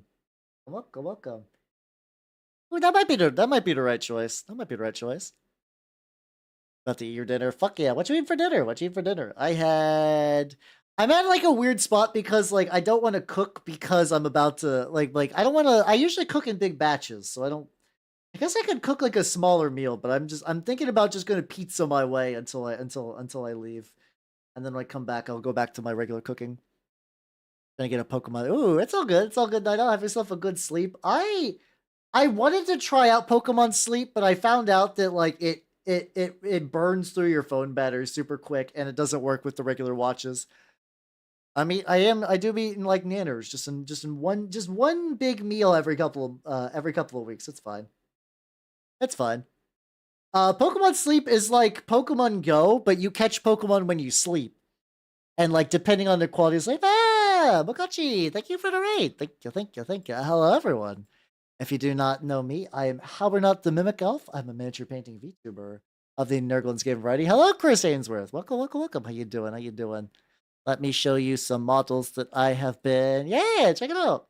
Like I said, I like to do Nurgle, Skaven, Turnip 28. Chaos Knights are my first fully painted army I've gotten in a while. There's my knight, the Wailing Worm right there. There's some. These are Minotaurs, Space Marines. They are not chaos or anything, but I do like them. Oh god, you guys like the models. Fuck yeah. Thank you. Oh, you're all so kind. You're all being very, very sweet. All being very, very sweet. I am currently working on this guy, which is part of a Chaos Knight army for the old world. Yeah, they're very detailed, but I can appreciate it. I like the detail. Yes, you're like 12. Oh yeah, no, I definitely used to be like low power mode hungry skeleton man during college. I used to do that. But yeah, sorry. Let me see what you were up to. What were you up to? Oh, how did the Devil's game go? I'm kidding. I'm kidding. I'm mean to League of Legends a lot, but hopefully you had fun with it. Hopefully you had fun with it. Hopefully you had fun with League of Legends. But yeah, no, I used to be like walking around the hungry skeleton man, and I would just barely subsist myself. And it was fine. It worked out. Hello, Nitrous. Welcome, welcome, welcome. How you doing? How you doing? Yeah, Animorphs is the true Devil's game. Arguably, someone could have fun with League. No one's having fun with the Animorphs game for the fucking Yeah, that's my familiar Pinio. There we go. Oh, Volibear's a cool champion. That's a cool one. Hell yeah, I'll give you a pass for now. Yeah, that's my familiar Pinio. Look, he shakes. He's waving at you. Yeah, he's a very good boy. He's a very nice lad.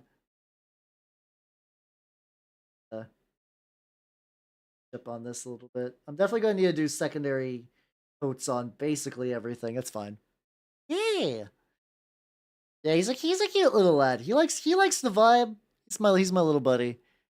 I A lot of my league experience was back when I was in college and my friends were like, Hal, we want you to play league with us. And I was like, do I gotta? Well, a lot of it too, my laptop was garbage. Like I used to put Dixie cups filled with ice on it to stop it from overheating. And I could basically play at like 10 FPS. So I played Sona because that was about the only champion I could play. And Heimerdinger. Heimerdinger is the best thing to come out of league. It's like Arcane and Heimerdinger in that order. Listen, any character that gives me a turret, I'm happy with. Like the little bit I tried playing Dota, I played Venomancer and Shadow Shaman. I just couldn't get into Dota. I'm not a big MOBA guy. Donger do be the goat. And so I play. That's not, Chris. That sounds about right with my experience. I will say, ever since I became a VTuber, I do not play video games with the bros as much. I still hang out with them and we play like D&D. But now all my video gaming is done on stream, so I'm not really playing. They're also playing stuff like Diablo 4 and whatnot. Just games that are fine, but I just don't have a huge interest in. Oh yeah, there's a ton of fucking champions in that game. There's got to be like well over 100 at this point, right? 200 maybe even? I don't know. It feels like there's a lot. I feel like there's a lot of them in League. There we go.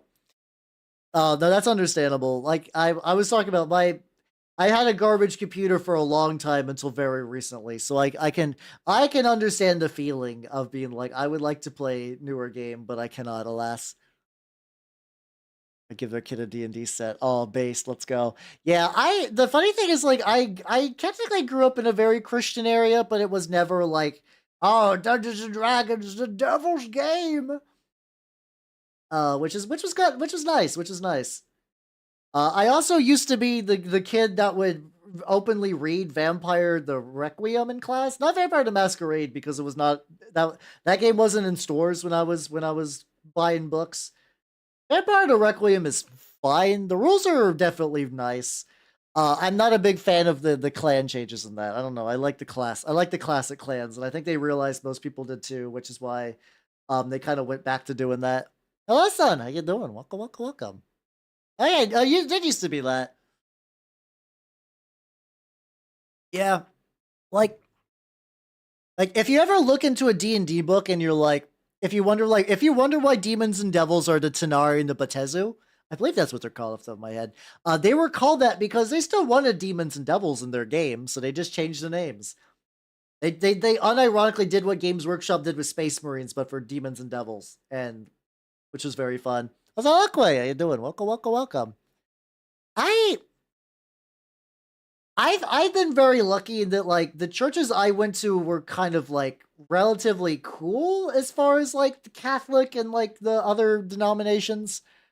I didn't go to church a whole lot because my family's in a very weird spot religiously, but like I remember one time I was invited to a Halo tournament in a church's basement, and like the preacher was like, "Hey everybody, we all know that like this is a game and like it's not real violence, and we know all of you are nice individuals. So we're not worried about any of you. And but hey, praise Jesus, amen." And I was like, you know what? Nice. I can appreciate that. Like hell yeah, you get it. It does kind of depend on the country. But Burgerland had some bad stuff in the 90s, I think, were sort of the peak. Like 80s, 90s were peak for that. It's definitely, oh god, I got a little bit of on there. That's fine. Yeah. It's a thing that definitely certain parts of the US, and it is definitely like a long time ago thing. I don't think you really see that much now. Not really anyway. Precisely because it was yeah, I think it's died down a lot. I don't think you see that. I think that attitude has kind of moved on to like Twitter things, but I don't think it connects as much with the real world anymore like it used to in the past, which is good. I like that is no longer kind of like a thing to really worry about. Okay, this guy's got like a real bitchin' skull on his shoulder. Do I leave that metal? Definitely got like a little.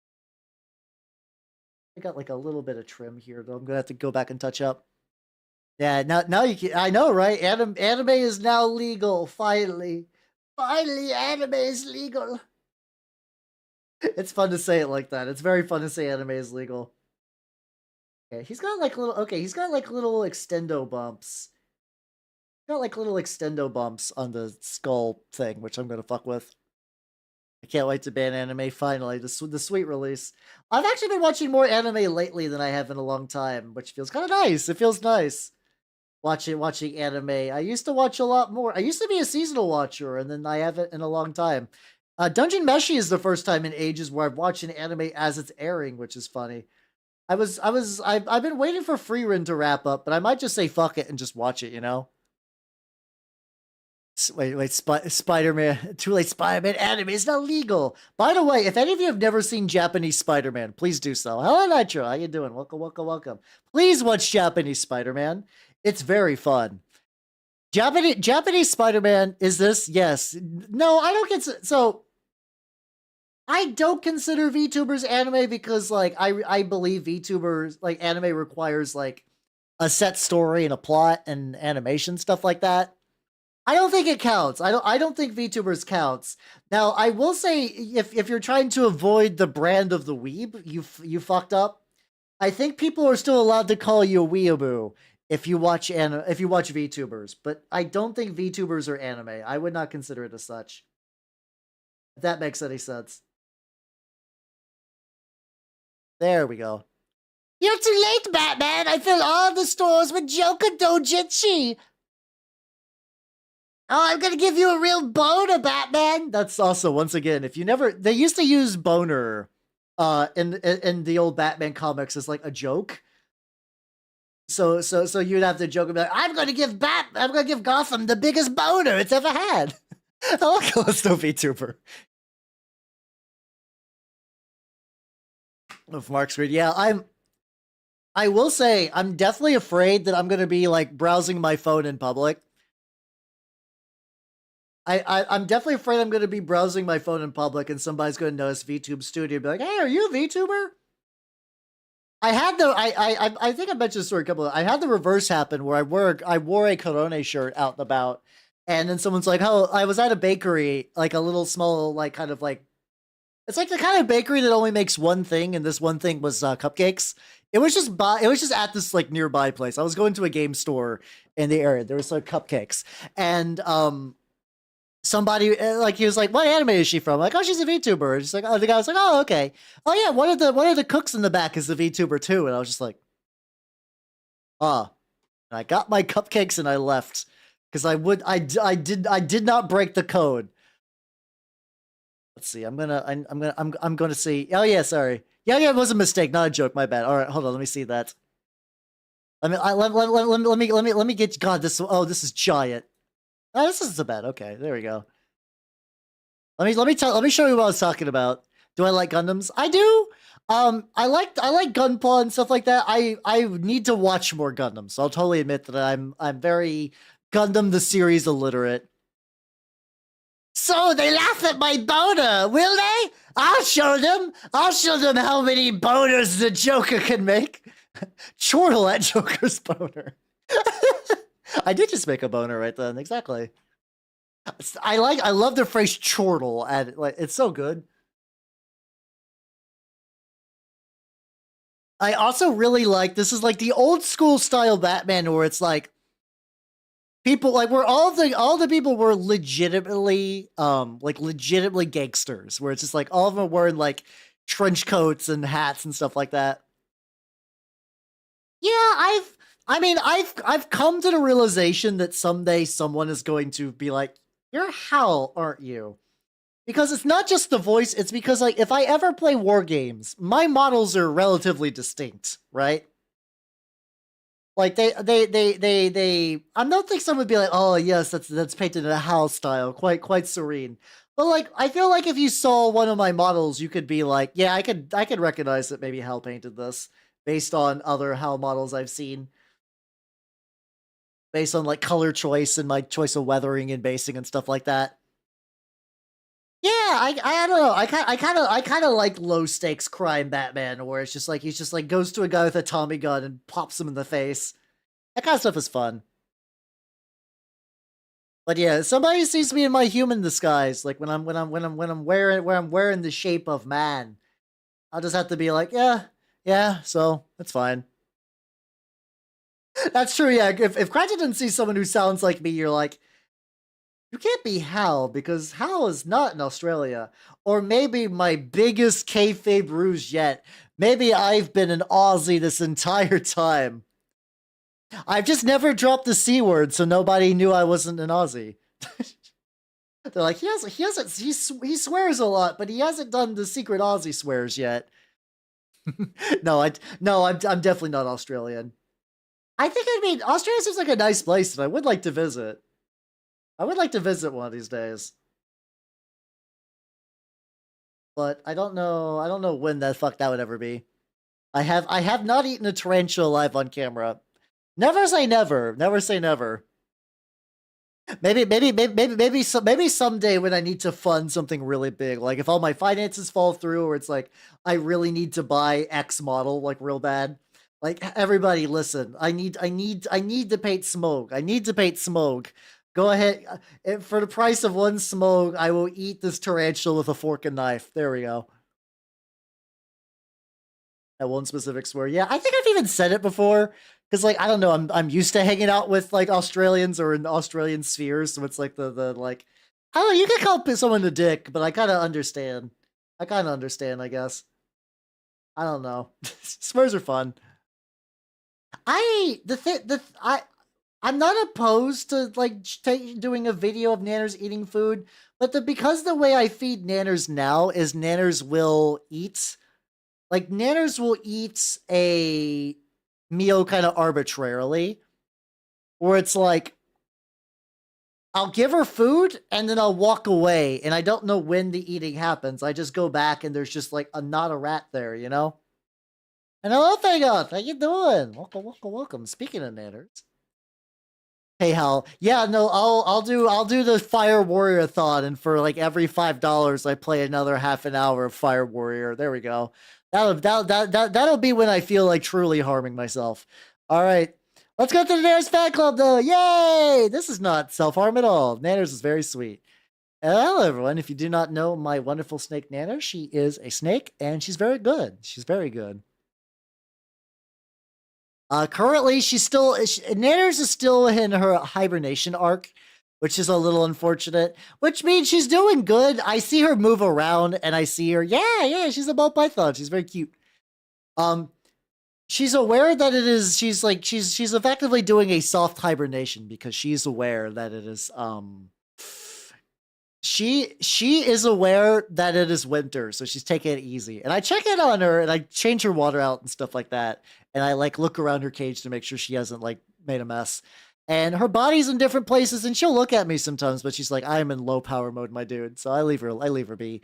Come spring, I will be able to hold my beautiful snake in my arms and be like, I love you, and give her a kiss. I kiss Nanners. I feel like I've said that. I do kiss her. Not on the head. It's very hard to because she's very wiggly. But like I'll hold her up, like, oh, you're so cute. And I'll like kiss her right on the back. Very. It's fun. You should kiss a snake at least once. I recommend it. And yes, Fagoth, welcome to the sophomore. Sophomore? Let me double check. I do not want to fuck up your rank. Sophomore year of the official Nanners fan club. Yay! Yippee! Let's go. Excellent. She is very cute. Also, thank you for that well-written stretch. Oh yeah, I love the smell tasting too. It's very good. It's very good. And I am doing very good.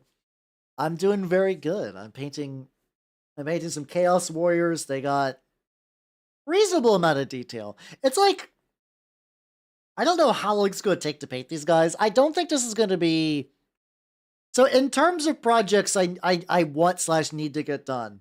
One, I need to work on my Bellacore conversion because Squid gifted me a Bellacore and a Belsarius Call for conversion purposes, and I have not done that yet. So like that is kind of on a big deal, and Headless gifted me a Primaris Repulsor take for Christmas. So I want to get that first, especially. How many times do you used to do that? Used to do what bits? Let's see. Oh, Logan, how you doing? Welcome, welcome, welcome. It's more just like making a weird, funky alternate Bellacore more than anything else with extra tech bits. I kind of effectively want to make like a Vashtor proxy out of Bellacore, if that makes any sense. That's sort of the design idea for that. Oh god, this is incredibly messy. I like this copper, but like as I use it, it begins to get thinner and thinner, and it kind of begins to run. Means I need to like touch it up a little bit. So we're still very early in the base coding progress. It's not like I'm like super worried about it. You were having a beer. How it goes good? It'd be good. It'd be good. Yeah, the thing is like, so this is gonna sound weird because Bellacore is a huge model. He's smaller than I thought he would be. Bellacore in total model size, very large, but like a lot of the heights in his wings and his base, Bellacore's body is still big. Don't get me wrong, but it's not as big as I thought it was. So that makes the conversions a little tricky. Yeah, he's very much with the wings. He is a very big model. He's a very, very big model, but I was trying to connect like pieces I had saved for him, and I was like, this doesn't fit as well as I would like. This is tragic. You can't wait to get yours. Fuck yeah, let's go, let's go, let's go. Also, it was very funny. But before Squid sent him out, how was Squid's? Also, hey Chris, thank you for the follow. Welcome to the workshop. Welcome, welcome, welcome. Yeah, let's go, let's go, let's go. Before Squid sent mine out, because I was gonna convert it anyway. Squid was like, "Hell, there's somebody at there's one of the Squid regulars who got a call, but it did not come with horns. Could you give your horns to their Bellacore?" And I was like, "Yeah, sure." So somewhere out there, someone's got a Bellacore horns that belong to the Bellacore conversion model I'm gonna do, which is very fun. I enjoyed that. Cause like I was like, yeah, they need it more than I do. This is gonna be kind of a shitpost piece. I'm gonna redo the head. Yeah, Pino's very good. I love Pino. He's my boy. He's my lad. He's my dude. All right, let me see. Let me see. I need to do interior trim as well. I'm gonna paint something other than trim. Um, I like these models. They're very fun. I'm gonna lose my mind if I keep painting trim. Luckily, there's other stuff I can paint. I can paint like these little cloth ropes, and then there's also like cloth ropes, and then like little bits of fabric. This is a bad example. This one has a little fabric like right there. But that's what I am. Don't worry. Have yourself a good night and take it easy. Have yourself a good rest. Have a good rest. Bellacore's just flap. Yeah, Bellacore's just flapping the Chaos Gods because he hopes he can attract a mate. But yeah, have yourself a good night and take it easy. And hopefully you get a good sleep. Hopefully you get a good sleep. Yeah, yeah. There we go. All right, let's do that. Yeah, even demons need love. That's true. More like Hell Not Tournament League. Oh, fuck. Hello, Lagerman. Welcome, welcome, welcome. Yeah, I'm a little sad that Skaven aren't going to be supported very much in the old world. When they say, don't worry, they're legends. You can still build. No, they are. The best case scenario is that the old world does gangbusters, and Games Workshop would realize that they would be losing money by not putting them in. But I think they took a. I mean, I can understand having a limited roster and wanting to focus on that, but because of that, I'm just gonna leave my Skaven for Age of Sigmar and just continue onward. It's fine. Like I said, I'm converting these chaos. I'm converting my slaves to darkness back to chaos warriors. So warriors of chaos. So it's fine. And I do purple for the fabric on these. The funny thing, this is the origin of my what's it called? The origin of my purple Death Guard, because I did yellow skin for my Maggotkin and my Chaos Warriors. And because of that, I was like, oh, I'm doing yellow skin and purple cloth, but like I don't want to do metallic armor for my Death Guard. What if I took the cloth idea? And like cloth is basically the same thing as armor in terms of like body ratios for some of these things. I mean, the bread stuff looked pretty cool. I still kind of like the idea of doing a kit bash where I kit bash Brett pieces and Flesh Eater quartz to make a hideous abomination army that could work with both systems.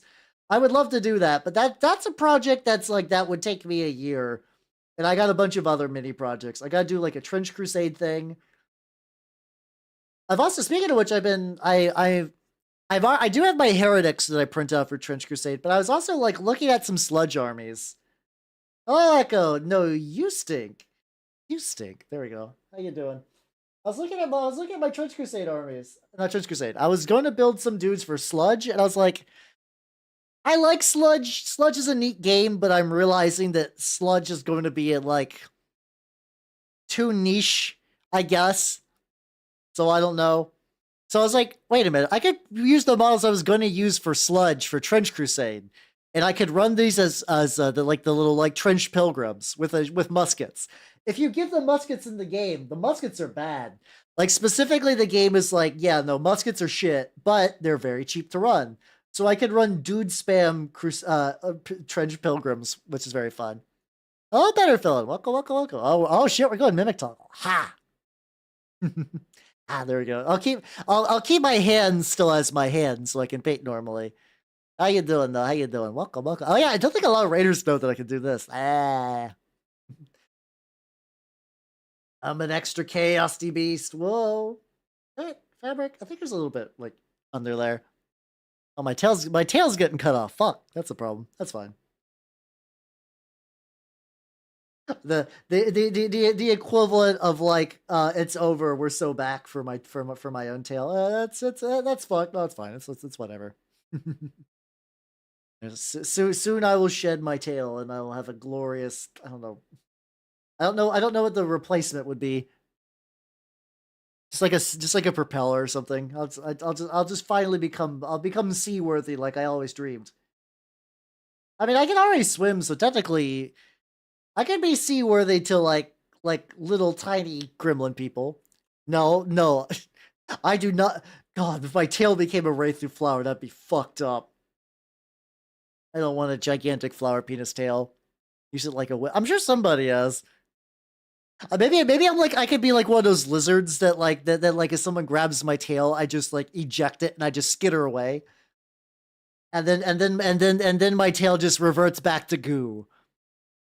That was a very fun stream. I want to do more tabletop shallow dives like that, where I just like talk about a game, show some stuff from the book, and maybe make a character if I'm feeling sober enough. I'll probably drink less on ones that are like good games. I think my plan right now is to finish Mass Effect 3, and then for Mass Effect 3, that slot, I think I'm gonna do like lower commitment games, I guess. Where it's like games that will not take me 8 billion years to finish. And then that would mean that if I wanted to do like, I want to do a tabletop stream on Saturday, I can do that.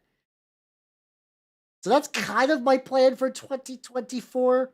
But I need to finish Mass Effect. By the way, I did all of the planet scanning. KOTOR. I never did finish KOTOR. Yeah, I know how my brain works, and I'm trying to fight it. I'm not saying I'm going to win. I'm going to say I'm going to try. Nobody has faith in me. Yeah, I mean, you would all be absolutely correct. My track record is not great. And I was already like, maybe I could play Stalker? I'm glad you believe in Green Princess. I appreciate it. I think if I have one long-running game on Tuesdays, so like Rogue Trader is going to be a while. I'm pretty committed to going ride or die with Rogue Trader. I like Rogue Trader a lot, and I think I'm going to stick with it. Till that's done. I think I'm going to do Rogue Trader especially. And Biker Scout, thank you for the follow. Welcome to the workshop. Welcome. I'm okay with this. I'm glad you guys are okay with this. I understand that as a VTuber, I do nothing but set out handicaps for myself, but I appreciate all for sticking around. The fact that like things are going pretty good, honestly. I do be trading my rogues. I do be trading my rogues, which has been I've been like I was enjoying Baldur's Gate, but I think Rogue Trader vibes for me a lot more because I don't know. One, I think it's because the system is more mechanically interesting too. Like Baldur's Gate has a lot of cool environmental stuff and like character stuff, but goddamn is D&D 5th edition a boring system for combat. Rogue Trader may have a lot of little fiddly knobs and whatnot, but goddamn, you can fiddle those knobs. Holy shit. So rogue exchange rates, the most out of 10, especially. I'll say. Oh, I need to let YouTube know that I would like to continue to hear Zombie Miku. I'll say overshadowed by useless Jean. I feel like Rogue gets a decent amount of attention, but yeah, no, Jean Grey definitely gets the most. Which, I mean, I don't know. I feel like once the Dark Phoenix saga stuff happened, they're like, yep, she's the main lady. Funny, because the funny thing, like, growing up, I think the X-Men female, I should stop saying it like that. It sounds awful. But like, I remember Storm in Jubilee more than anyone else, but also like I was watching the OG cartoon, which was very goofy. What a goofy cartoon, but it's a very fun one. I like that. That shaped my knowledge of X-Men for many years, and then I did not wish to. I tried to go there. So there was a comic called The Powers of X, which was like a weird branching storyline of like X-Men in the past, X-Men in like the present, X-Men in like a future, like 100 years in the future maybe, and then X-Men like 1,000 years in the future, and it was kind of neat as like a high concept kind of thing. The X-Men in the present were kind of all weird, angry, evil assholes though. Where it's like, yes, we live on Genova. We live on an island that's alive. We all act like weird douchebags and we antagonize everyone. And I'm like, this is odd. I liked it. It kind of felt like because like I think at that point in the comic, the Brotherhood of Mutants folded into them. Like it was just kind of like a one mutant nation, and it was Cyclops who was leading them. I think something like that. And I was like, this feels weird, but I liked when they were doing like the past and future stuff quite a bit. I liked those bits a lot. But I did not decide to. When I finished my hardcover that I purchased at my local comic book store. This is not a joke. I did actually buy it physically. Because I like my little comic store. I was like, I don't wish to pursue this further. I do not wish to pursue this further. So I let it kind of linger. Yeah, Cyclops kind of becomes like wild because like for a while I thought Cyclops was always kind of like paladin with laser eyes, and then at some point people were like, no, we do not wish that. We would like Cyclops to become the biggest asshole, please. I don't know how long that was kind of like a thing. So maybe I missed out on years of comics where he was a dick. That could be a thing as well. I feel like my relationship with X-Men is in the same way as somebody played like really old Warhammer, let's say play like Warhammer 40K like 4th edition, and then came back and there's like a Primaris. What? Who the fuck is Call? What are all these armies? Fucking Gilliman's back? What? Huh? What? What? I feel like that was my experience with X-Men more or less. Yeah. Yeah, I heard it was odd, and also too because it's like I really hate the Western superhero comic structure, which is like, I mean, as a filthy weeb, like I like that for the most part with manga that you could just read a manga from start to finish. You could just read a manga series and it's all self-contained. I don't like having to like track down authors and arcs and be like, what's the best version of Spider-Man, you know? Yeah, and things can end. In theory, they can end. Which I like. I like it when they end. We're gonna get the skin on the shield as well. So it's like even when I was reading the Powers of X book, and I was like, okay, ostensibly from what I was understood that this is like this. Would you like to jump back into X-Men? Here you go. And it required like it basically had a bunch of backstory stuff that I would not get if I didn't read 8,000 other X-Men runs. And I was like, oh, okay then. Meanwhile, if I go boot up any other manga, I'd be like, oh yes, everything's here. Love it, love it. Oh, Hellboy's very good. The thing is, I do like comics when they're self-contained. I like the Meta Barons. I like Transmetropolitan. I like The Invisibles. What's some other series? Prophet. The Prophet run was really good too because that was so far in the future. It was basically self-contained, and I did not need to understand who Prophet was. The Rob Liefeld property. I like that's good. Some other ones. I feel like I own some others that I enjoyed reading. But yeah, I own physical copies. Like I own the Meta Barons book is thick as shit. Also, if you like 40K, you might want to try reading the Meta Barons. I was under the impression that Sandman ended. Maybe I'm wrong. I could be wrong on that one. I could be wrong on that one. I don't like Wraithu. I don't think Wraithu's got a comic anyway. Wraithu did end, I assume. I assume Wraithu had an ending. Whether it was a good ending, I don't know. You would have to consult AMA for that. She was the one who actually read Wraithu.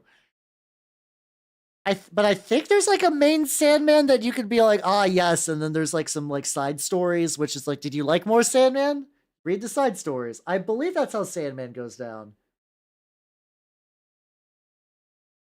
I believe so. Don't quote me on that one.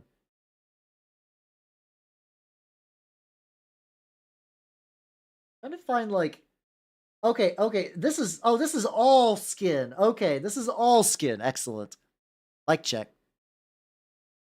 Mic check. There we go. Is something wrong with my mic? We good?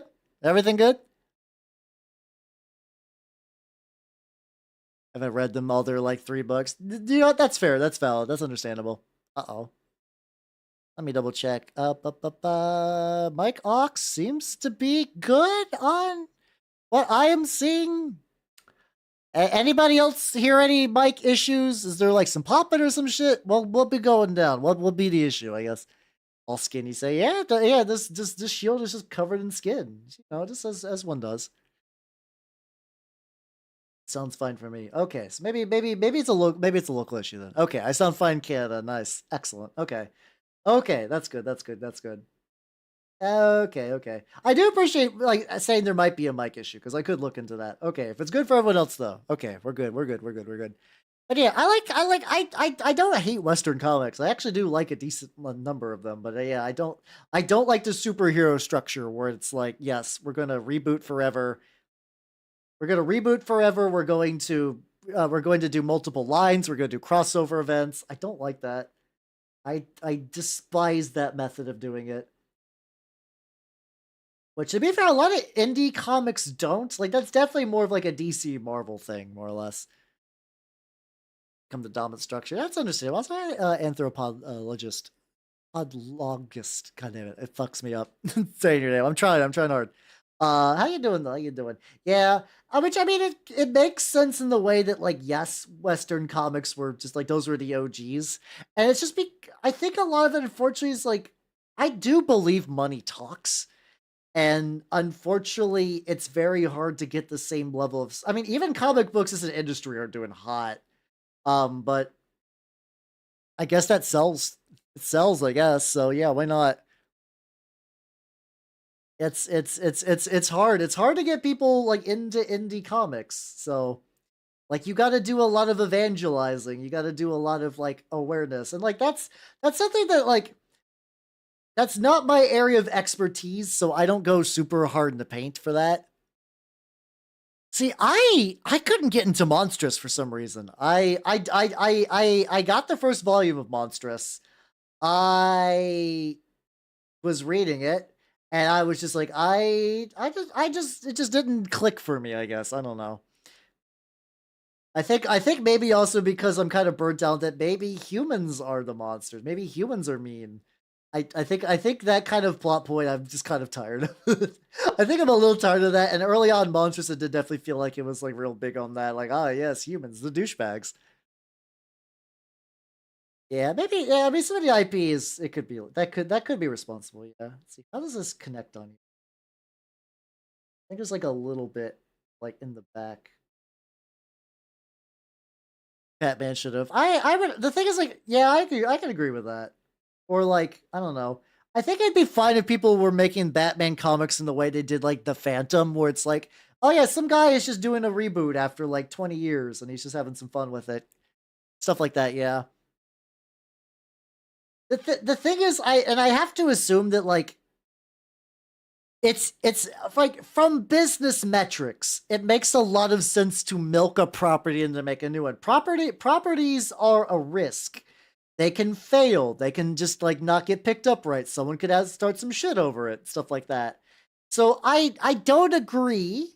I do not agree, like not in the slightest, but I can kind of see where they might be coming from. So if you look at, let's say, people love Batman. People will buy Batman T-shirts. People, if you have a comic with Batman on it, somebody will read that. So for them, it's easy to milk that. That's why there's movie sequels, stuff like that. That's why you get endless movie sequels, because yeah, Star Wars did bad, but like some people will like watch a movie because Star Wars name is attached to it. So yeah, Crystal Guy. It's exactly which the thing is, there that does lead to some bad shit. You can reach a spiral loop where like eventually because like eventually in the future, it's almost like a future investment of like you have to make new IPs so that you have something to rip off in the future, which sounds dumb and soulless as fuck, but it is true. Like you have to keep inventing new properties, and they do get invented very slowly, but they do happen from time to time. But it's also why it's like there's still like, and like not saying that like movies from like the 80s aren't good, but like this is why they still get jerked off on the regular. Like that is why like it's still a big deal when they pull up and they make like one of these movies with like an 80s franchise, because the cultural capital is still there and nothing has really replaced it just yet. Like that's why they've done Charlie's Angels reboots, because like, hey, that's a name. People recognize a name. I say reboots. I think the last one was like not that long ago. I think it's pretty bad too, from what I understand. But I'm not. I just like sounds like a weird gap in it. Did I just forget the gap close this? Or is that intentional? Hmm. I'll just put some goop there later. It'll be fine. The endless elven lead. I mean, we're kind of getting to that point. We're like a little bit. It's not as bad in Japan, but like we're getting a One Piece anime again, which I think part of that symptom is because fucking One Piece has been going on for so long, and there's so much filler in the anime where it's like you could basically kind of do Dragon Ball Kai, but with One Piece. I don't know if George Lucas saved Star Wars. There's a lot of bad Star Wars for many years. I will say that they like the way yes, finally two piece. Um where's my brain going with this? I think the prequel trilogy was not a good series of films, but they left ideas for people to pick up and do their own thing. I don't think the sequel trilogy really did that. Like, I don't think they really left the tissue where, like, would you like to expand, would you like to set a cool video game in the sequel trilogy? No, no one really wants to do that explicitly. Like, even a lot of the shows really don't touch that, you know? Sure, the like a lot, like I don't think anyone's gonna say episode 1, 2, and 3 are like great movies. But like if you were to take those concepts out of people's hands and you put like the fucking Clone Wars by like Jodorowsky, I think that's how you pronounce the name. The fucking Dexter's Lab dude. You can get some good shit. There's stuff there. You only like the holiday special. It did invent VR porn, so it's done a lot for society. It's earned its place in pop culture. But also people forget that George Lucas tried to pitch shit like Darth Icky and whatnot. So it's not like he was like, yes, well, I will let Star Wars ferment like a fine wine. Tarkovsky, thank you. I can I should just say Gindi, because I can do Gindi. Tarkovsky falls out of my brain almost instantly. Yeah.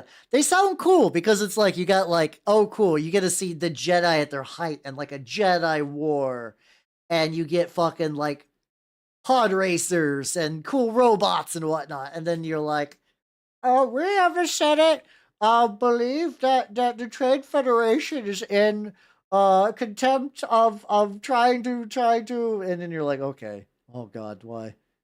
Nande, nande, nande, nande, nande. All right, Vlad, what do I do for you? Just comparing the horses now. He tried it. Yeah, George Lucas tried and failed. Technically, it was a success, I guess. I'm not even disagreeing with you. I just find it's funny how that worked out. Oh, because like I think the sequel trilogy was kind of doomed for that because it's like, all right, Episode 8 was a soft reboot. I think everybody knew that Episode 8 was going to be a soft reboot, or like when they pitched it, and like soft reboot means people would be like, wow, new stormtroopers, whoa. But that doesn't leave anything really particularly new. And like they hinted at some stuff that like could be expanded on. But not really, but there wasn't quite enough just yet. Then Ryan Johnson happened with 7, sorry. Yes, I meant for 7 as a soft reboot. And then like the whole Ryan Johnson subversion thing, whatever. That's whatever. That's not great. But that's still, he still didn't introduce new things really. That like the setting did not really change. It didn't really add anything that like when taken away could be built upon. It was just more of the first movie. I know, Amy, you die on the weirdest hill for Episode 8. I will never understand. I can even rationalize your Fujo lust. I will never understand you going to bat for Episode 8. Yeah, I mean, a lot of Legends was bad. Like what should have they fallen into the Legends pit and actually did like the Yuzong Vong War? Probably not. I'm kind of surprised they didn't. So, because like for people who are not as well versed in like Star Wars Legends, effectively past the movies, there was a big arc with the Yuzong Vong. I believe that's pronounced. They're effectively aliens from outside the galaxy that are effectively numb to the Force. Like Force powers don't really work on them, and they really have no Force connection. They had like a lot of living technology. And I think there was some weird stuff where like the Emperor was actually trying to get the galaxy ready to handle them. Some sort of like too big brain Keikakudori planning. Stuff like that.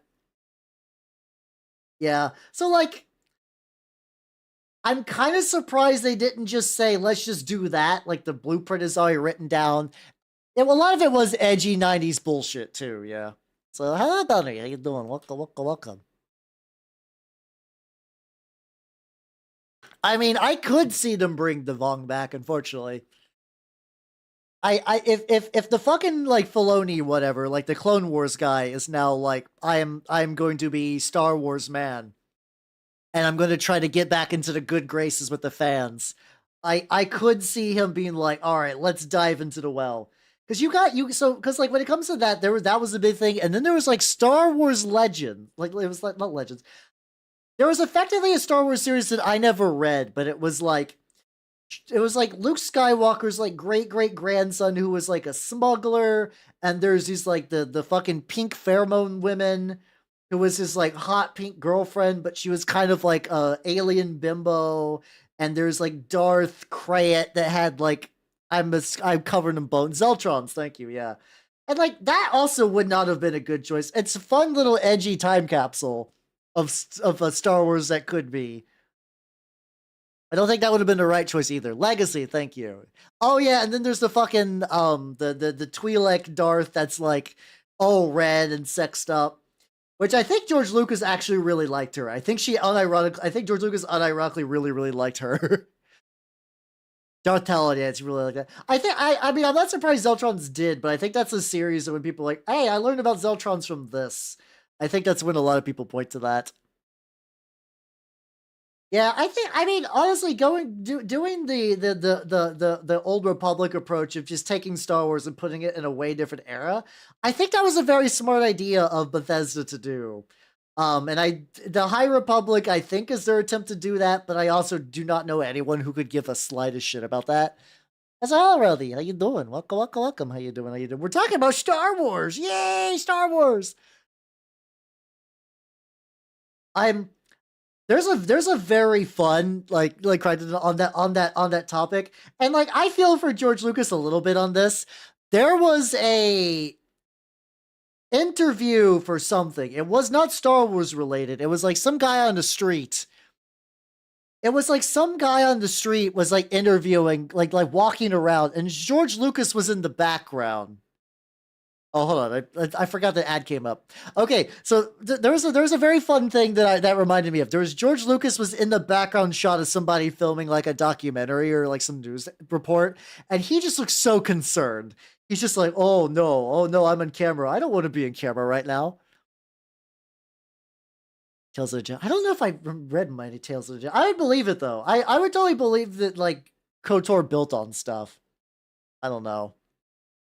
I think in my brain I always like the idea that like if I was told to do Star Wars, what would I do? Like I don't know. I haven't sat down and thought about super hard, but I think I would do the clean break approach. Where it'd be like, all right, Jedi, Sith, Star, like the Force, fucking lightsabers, yada yada yada. Set it in a way different time period, so none of the characters from the trilogy from the main movies are alive. It's just totally far out. We can kind of do our own thing, you know. I like that remix idea. If you take the foundational materials and you do something cool and new with it, you know. It was it short. Okay, maybe I have to look at that one of these days. My the same like used bookstore that I get all my D&D books from actually does have a decent sized used comic section. Maybe I could find something there. I do like Keanu Revan. I do like that. I don't think it's a good casting choice, but my yay memes brain clap, if I recognize names, kind of enjoys that idea. So think of the meme. Yeah, it would just be memes. Like it would just be a lot of memes. So I need to like really my I got way too much of this copper out and it's getting both dry and like runny at the same time. It's very weird.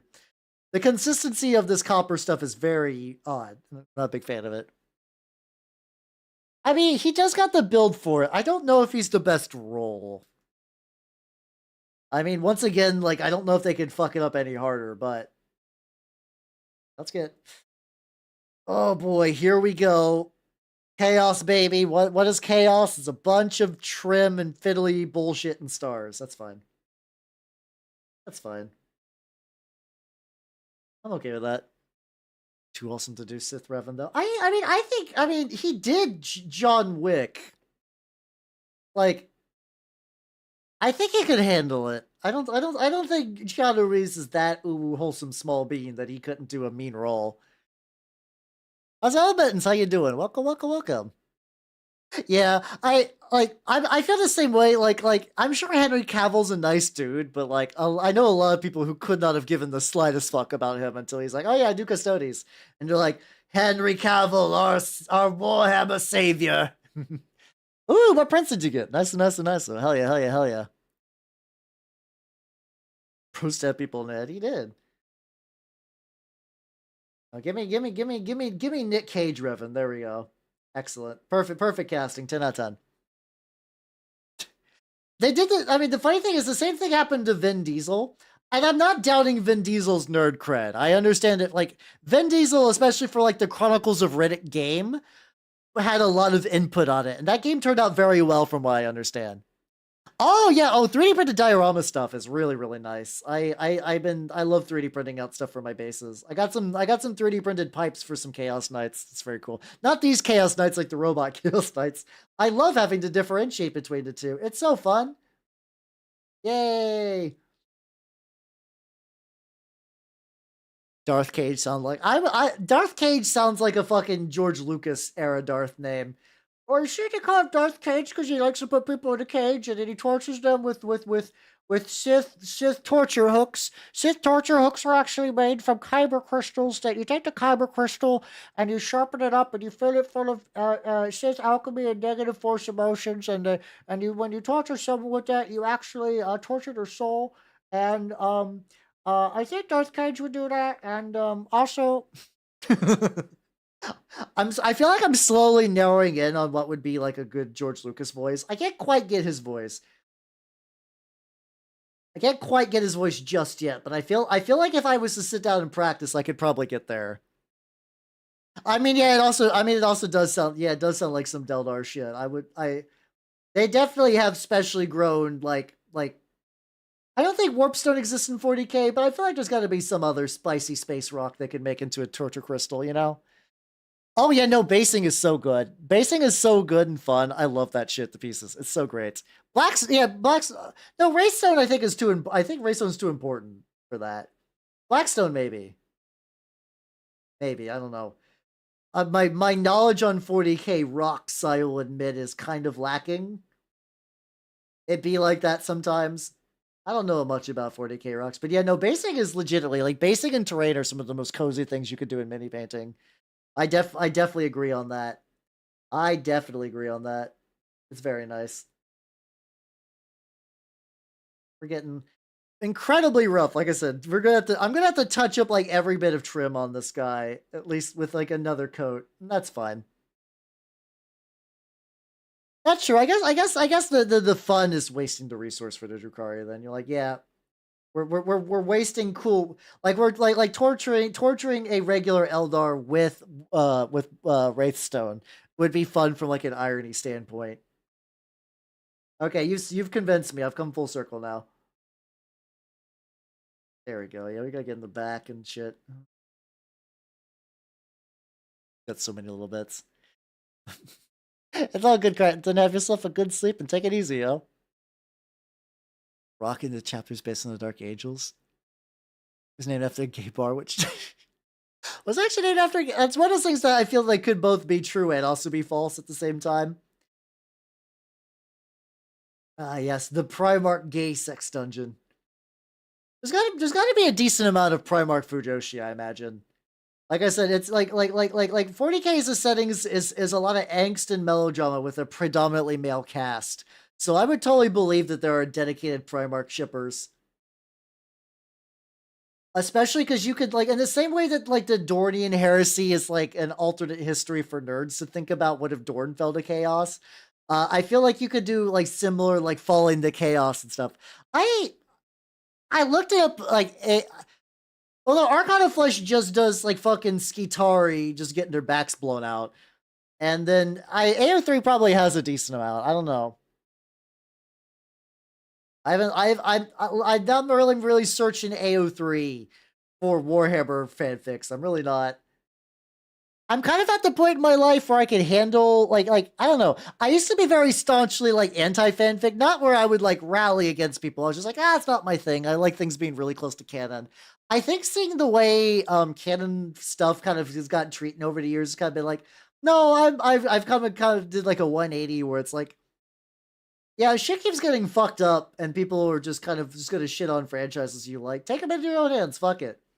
I was like, I did not understand at first, but now I see. I understand it. I get it. Got another. Oh, they all have this fucking. They all have this fucking bit. Damn it. But yeah, I will say it was an interesting revelation, kind of like my 180 thoughts on fan fiction. It's like maybe it's like I either saw a lot of bad. I also too because I did kind of like because it was the internet, you would just hear about bad fan fiction, and I still do love bad fan fiction like so much. I really do, and that will surprise nobody. But still, I should do another. I should do another bad fanfic stream because I really want to. I really want to read more Story Provider because Story Provider is life. Story Provider is love. Airport jungle juice. I've been on planes a decent amount of times in my life. I've never drank it at airport though. Unfortunately there's less Shakespeare Hemingway that I would like. There's what's it called? There's like a couple of odds and ends. Like there's a Gilmore Girls one that I don't think we ended up reading. Yeah, there's less than you would think. There's less Shakespeare Hemingway than you would think. And like some of it relies knowing like really like franchises that don't super exist much anymore. Jungle juice is when you just put a bunch of booze into like one tub and just kind of drink from it. The first time I got seriously drunk was on Jungle Juice followed by rum. And I got so drunk I started singing the Dynamite Hack version of Boys in the Hood in my bedroom. By the way, the Dynamite Hack cover of Boys in the Hood is very fun. It's a very different song because it's kind of sung real like 90s rock style, but it's still fun. It's still fun. Now, let's get your eyes. We're gonna touch that up like a whole lot more. Yeah, I mean, I also did throw up on my friend's rug, but like everybody, I was a level of wasted where people were more worried about my safety than the status of their furniture, which is what I call success. Yeah. That's what we call living large, baby. That's what we call nailing it. No, I did feel real bad. I did feel real bad. I don't get drunk very often. I don't get drunk very often. I haven't quite gotten that drunk yet either. That was the most drunk I've ever been at that Halloween party. And that was a good experience because it let me know what being drunk feels like and what my tolerance is. Like now I could be like, oh, I cannot get drunker than this. I think the last time, the closest, like the Wraiththrough stream, I got, like, I wasn't too bad. I woke up, I drank water, but I still woke up a little groggy. And I mean groggy and like feeling not feeling like having strong opinions about OSR. But like, I was mostly just getting too drunk to the point where I couldn't really like sit down and write out the Wraiththrough character sheet. I was like, I cannot build a Wraiththrough character. I am too filled with the booze. I have too much of the booze in me to write Wraiththrough. I mean, yeah, those are good. Never get tequila drunk either, because I had a friend get tequila drunk and he fell into his toilet and broke it. So I've learned a lesson from him, which is don't get tequila drunk. Don't do that. That's a bad idea. That's a bad idea. It's got so much trim. They got so much trim. So do you ever paint an army that you haven't painted in a while and you're like, why did I stop painting these? Like, oh, I remember now. Oh yeah, I forgot. It's a lot of trim. It's a lot of trim. Huh. Wow. There we go. Excellent. Luckily the trim on this is way less bad than the trim on, say, like my Death Guard. Like my Plague Marines have trim, but it's not like super obnoxious. It's not super obnoxious, but yeah, this does have the famous Chaos trim is definitely real. Luckily though, my Chaos War, like my Chaos, for context from my the Old World army, I have 20 painted Chaos Warrior Halberdiers. I have 10 painted Chaos Warriors with hand weapons, which is good. I have this guy, and like this guy. So I'm not gonna strip like. Oh, hold on. Where's did I put him up? Like this guy, he's painted in a very old, inexperienced Hell way, but I don't hate him. It's cozy.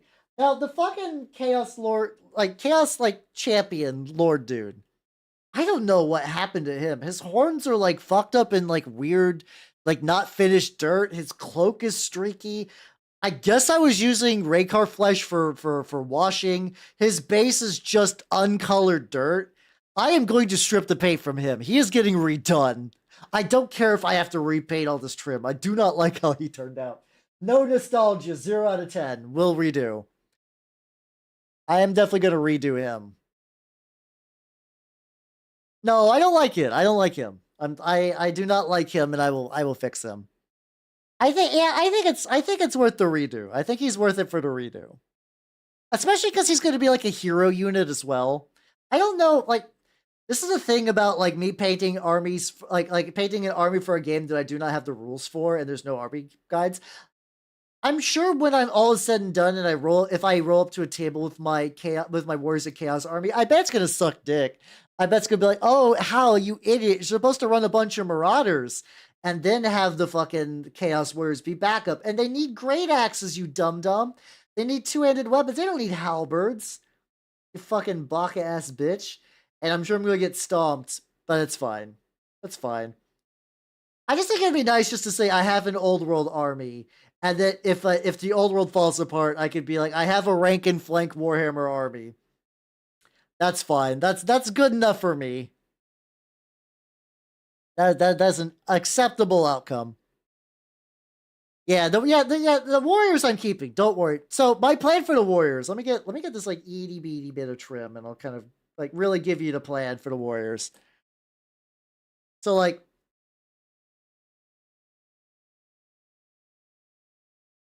these guys are on 30. Oh, okay. I thought I dropped something. I didn't. Yeah. Within Source was obnoxious. Well, I did not play them around that. I would believe it. A lot of things seemed obnoxious in Warhammer Fantasy 8th Edition. That definitely tracks. So this lad, what I'm gonna do. So I don't know how much of the base oh god, just spat whatever. I don't know how much of the base I can save. This is corkboard, so this should be relatively easy to remove. And then I just have to transfer it. The other option as well, if I want to totally say fuck this base. I'm gonna be a little adventurous on stream, everyone. Let's go on a journey together, all right? Oh, that sounds spicy. Oh, that sounds like a spicy combo. All right, I have Clipper. These are my shit clippers. What if I go? What if say I go by on the base with my shit clippers? I'm gonna rebase these anyway, so like this is not a big deal. And I just go in small increments. This pains me to watch. Good, you're welcome. Excellent. No, it's fine. He's Listen, not every transformation can be painless. Sometimes the transformation will be painful, but you must endure it. He's becoming a beautiful lad. My Drukari heritage, yes, exactly. Alright. And I believe I can just take one of these and like maybe twist it out. There we go. There we go. Can I maybe like twist and pull all these out? Maybe. Let's give it a go. Hey, there we go. We got the plastic damage. Nice. Okay, the rest of these maybe not so much. The plan is to get like at least one. Like just like enough room that I can just go like. Maybe if I just get like this angle even. There we go. Get enough. I want to keep as much of the top as I can. Will I need to do a little bit more? Probably. All right, there we go. All right, now we're going for it. Also, apparently at one point he had a magnet, but that magnet has popped up. Luckily, these bases, once again, these bases are really good 3D prints. Check this shit out. They come with a magnet hole, so it should wibble wobble a lot less because they'll be secured on all sides. All right, there we go. So now we're just gonna take my shitty clippers. These are really good. They're from like I believe the guy's name. Hold on, let me get you guys the link because I do think these bases are very good, especially if you FD imprint them. Let me see. See library, lad. There we go. And the best part, honestly, they're free. They're free. They're super free. No money. I mean, you have to like materials and whatnot. The STLs are free, which I think it's good. They're doing a service to the community. All right, there we go. Let's continue. Let's continue big clipping. There we go. The funny thing, if it turns out that it's literally as easy as just like destroying the old bases, and like, could I save the bases? Yes. Will it be worth the time? No. Some things with miniatures are going to be like a time effort analysis, and realistically, if you buy these bases on eBay in a bag, you can get 100. You can get 100 for $10.